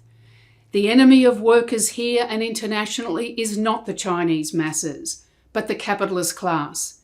It is in unity with all sections of the working class for a socialist future that we must organise and fight. Thank you. Thank you, Comrade Sherrill. Our second to last speaker today is Comrade Tom Peters. He is a leading member of the Socialist Equality Group in New Zealand, which is fighting to build a section of the ICFI. Comrade Tom is writing extensively on the development of the class struggle and the pandemic in New Zealand and the geopolitics of the Asia Pacific. The region is at the center of the US war drive against China. Comrade Tom.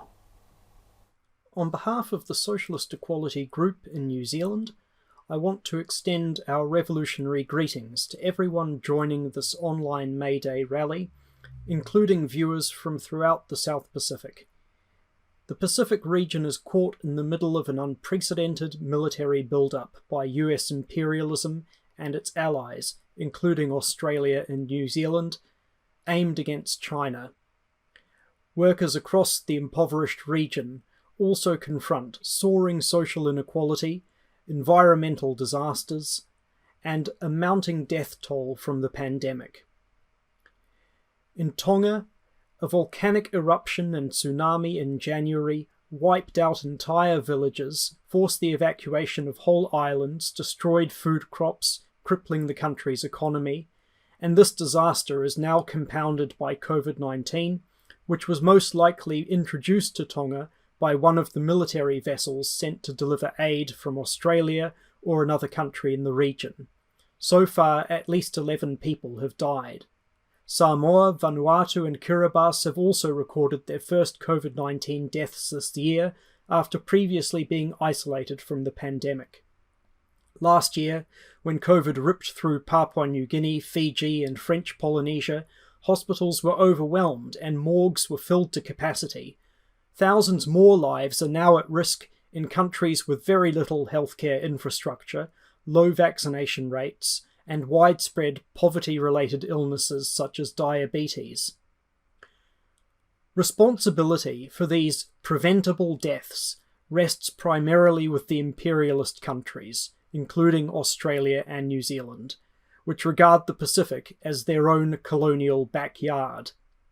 While Canberra and Wellington denounce Chinese influence in the region as a threat that has to be countered by huge increases in military spending, the same governments have dropped any pretense of trying to stop the spread of COVID-19.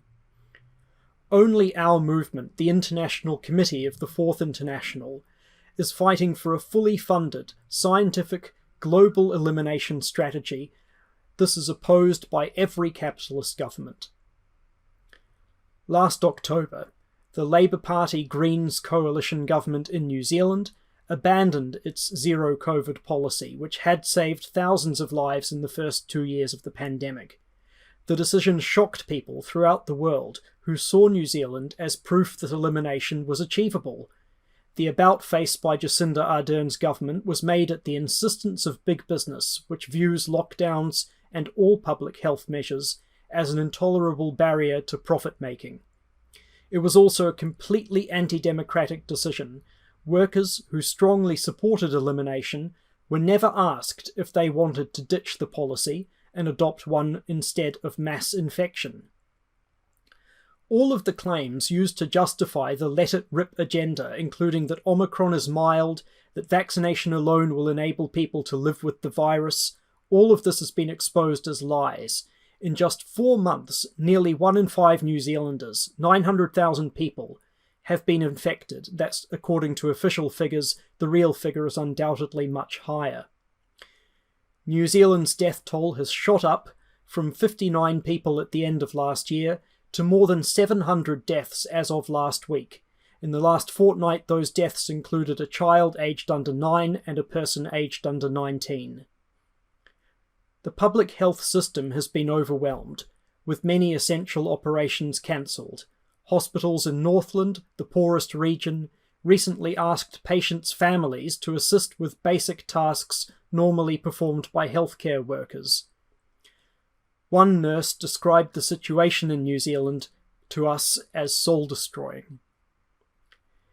There is rising anger in the working class over the spread of COVID, as well as the unprecedented increase in social inequality.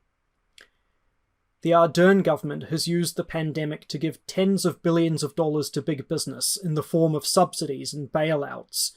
According to one calculation made last December, the value of shares, bonds, and other non-bank financial assets increased by 36%, $257 billion, over 2 years.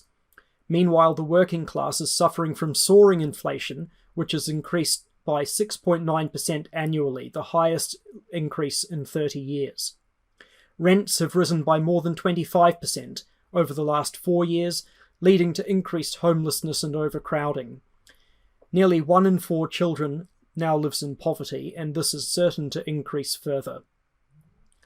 As workers seek to fight back, they are coming into conflict with the trade unions, which have worked with the state apparatus to enforce the unsafe reopening of schools and businesses, and austerity measures, including a public sector pay freeze.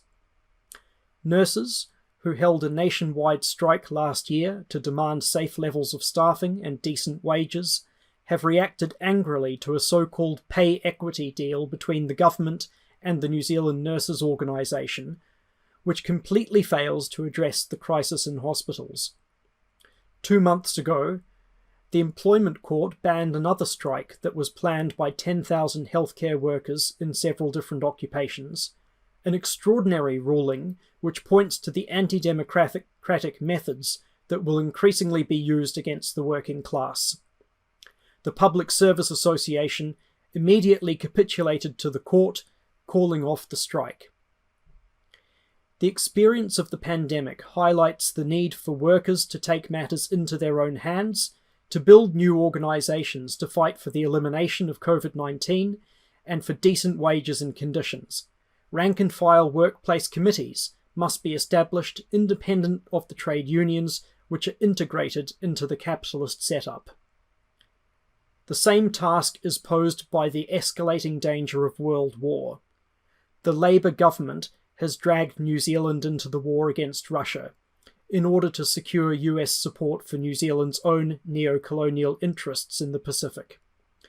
This month, the government sent more than 50 military personnel and an Air Force supply plane to Europe, along with millions of dollars to buy weapons for the US NATO proxy forces in Ukraine. As in every country, the drumbeat for war against Russia and China is intended to divert rising anger over the pandemic and the social crisis at home onto an external enemy. The Socialist Equality Group stands alone in seeking to mobilise the working class in opposition to the war drive, which is backed by the unions and by Labour's middle-class nationalist and pseudo-left allies. The fight against war requires a socialist perspective aimed at uniting workers across the world in opposition to every form of nationalism and xenophobia. It is inseparable from the fight to put an end to capitalism, which is the source of inequality and the pandemic. I urge everyone listening from New Zealand to contact the Socialist Equality Group and to join the fight to build the New Zealand section of the ICFI, the World Party of Socialist Revolution. Thank you for your attention. Thank you, Tom. Our final speaker today is Comrade Joseph Kishore. Comrade Kishore is the National Secretary of the Socialist Equality Party in the US. In the center of world imperialism, the crisis of capitalism is particularly advanced.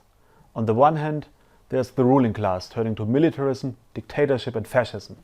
On the other, there are the growing struggles of the working class, which are the basis for defeating these evils. The conditions in the US, as internationally, are ripe for socialism.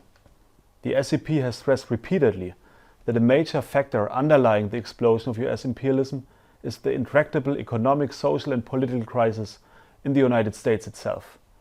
Comrade Kishore and the SEP are waging a powerful struggle to transform the explosive opposition in the American working class into a conscious movement for socialist revolution. Welcome, Comrade Kishore. This May Day rally is being held as the war policy of the US and NATO against Russia has brought the world to the very brink of catastrophe. Since the dissolution of the Soviet Union more than 3 decades ago, American imperialism has been in a state of continuous and expanding war, targeting one country after the next with invasion, occupation, and destruction. The eyes of Washington are now fixed on Russia and China, the principal geostrategic barriers to its dominance.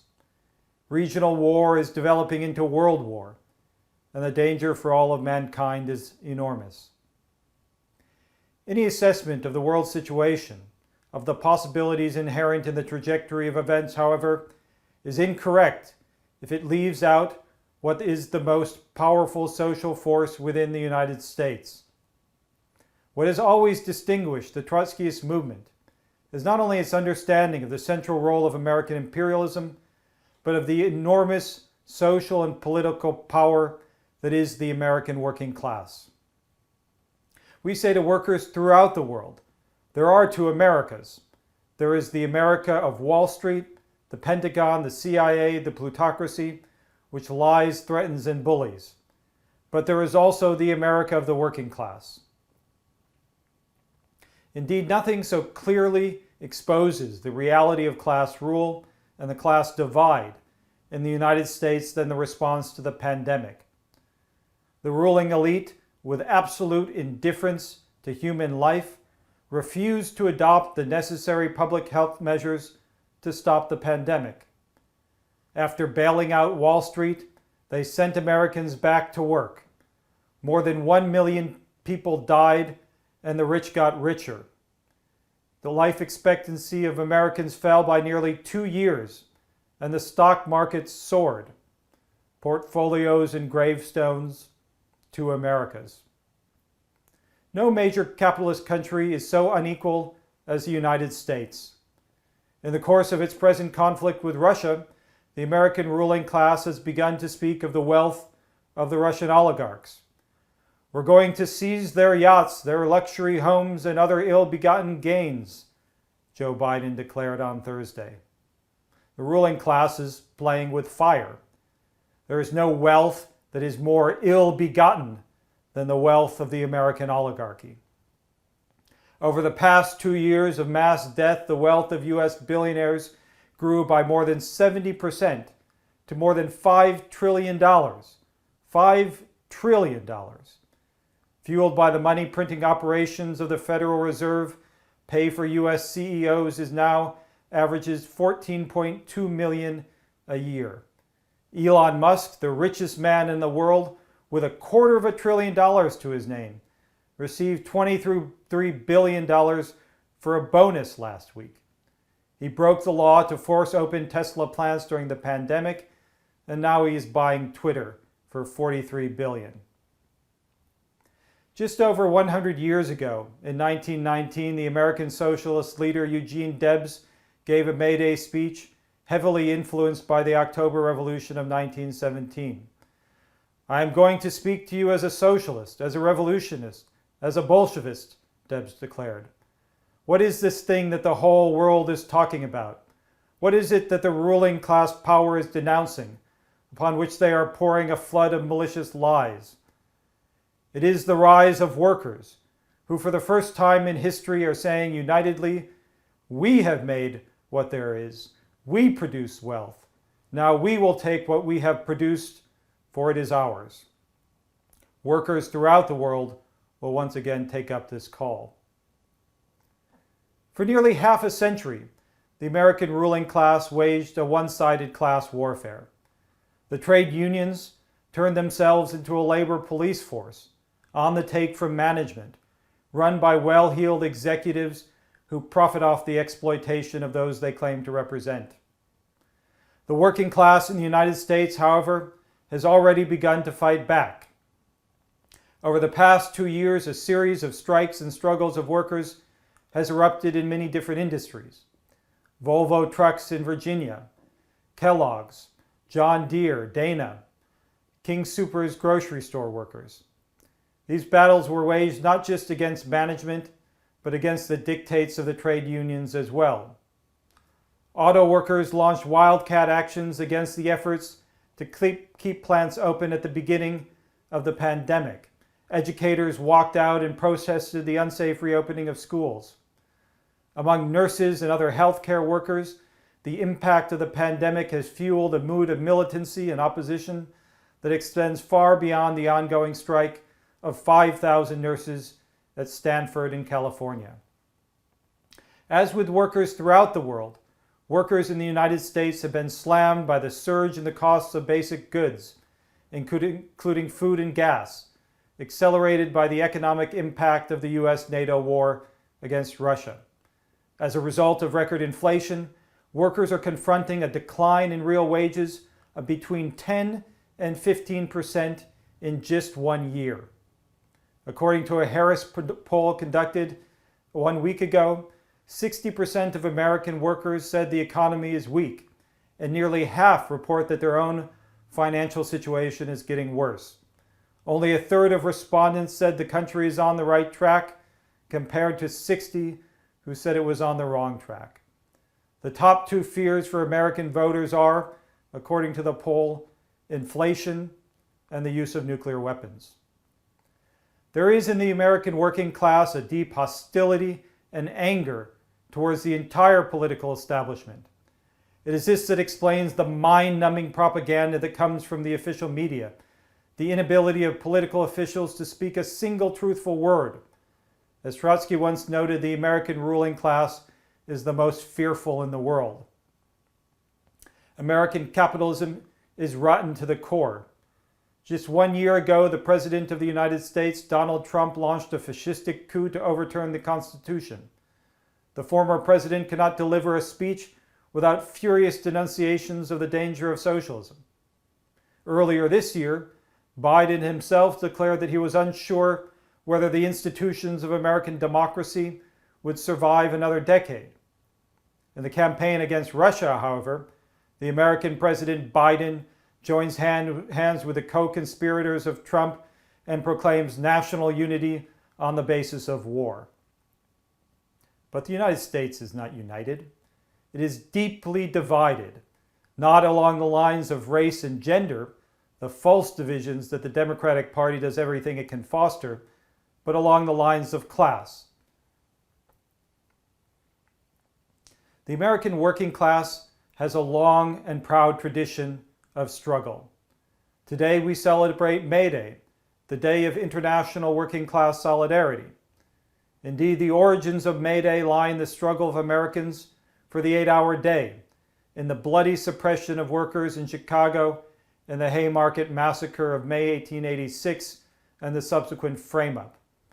The history of the United States in the 20th century has been a history of militant class struggle.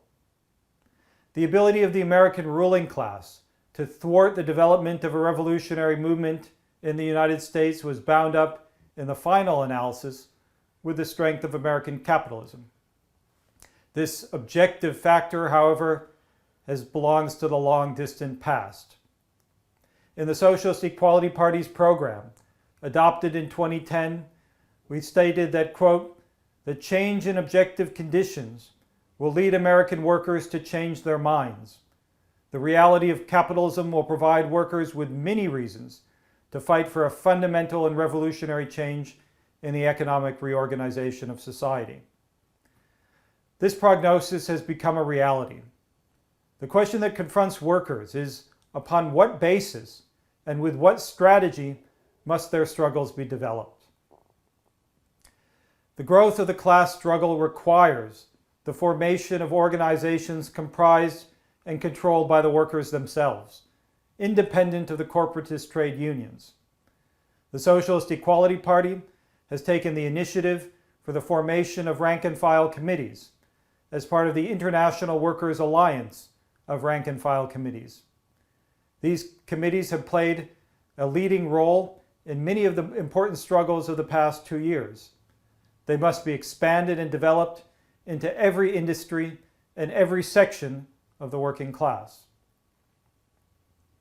The expansion of the class struggle and the independent organization of workers must be connected to the building of a socialist leadership in the working class. This means a fight against all the institutions and representatives of the ruling elite, from the fascistic nationalism of Trump to the reactionary racial and gender politics of the Democratic Party and the pro-imperialist pseudo-left. It means forging the strongest bonds between the workers in the United States and workers throughout the world. American workers are connected through the process of production and through revolutionary advances in communication with their class brothers and sisters in every country, like never before. There is no national solution to any of the great problems confronting mankind. The global pandemic, surging inflation that is impoverishing hundreds of millions, global warming, and now world war. And it means the development of a movement consciously directed at capitalism. The ruling class has forfeited its right to rule and has demonstrated the bankruptcy of the profit system upon which it rests. The basic problem confronting workers in the US and in every country is the problem of revolutionary leadership. The objective conditions enormously intensified by the pandemic create the possibility for socialist revolution. But the transformation of this objective possibility into political reality requires the building of a socialist leadership in the working class. And it depends on the actions of individuals to make the decision to build this leadership. The political leadership is the International Committee of the Fourth International, the World Trotskyist Movement. There is no one else. The fundamental task that follows from this May Day rally is the building of the Fourth International, its national sections, the Socialist Equality Party, and the development of a revolutionary socialist movement against capitalism. Thank you, Comrade Kishore, for this powerful contribution again stressing the central question of constructing a revolutionary leadership in the working class. This is the crucial task before us. We have heard today speakers from throughout the world elaborating a unified international perspective to fight against imperialist war, put an end to the pandemic, stop exploitation, and create a society based on social equality. I want to conclude by calling on all of you listening today to become active and join the struggle for socialism. There's really no alternative and no time to lose. The capitalist warmongers have made clear that they're ready to plunge the earth into the abyss. The working class is making clear that it is ready to prevent this and it is fighting back. The fate of humanity will be determined in struggle, and this struggle has to be waged now. Build the International Workers' Alliance of Rank-and-File Committees. Join the International Committee of the Fourth International and its national sections. Take up the fight for socialism.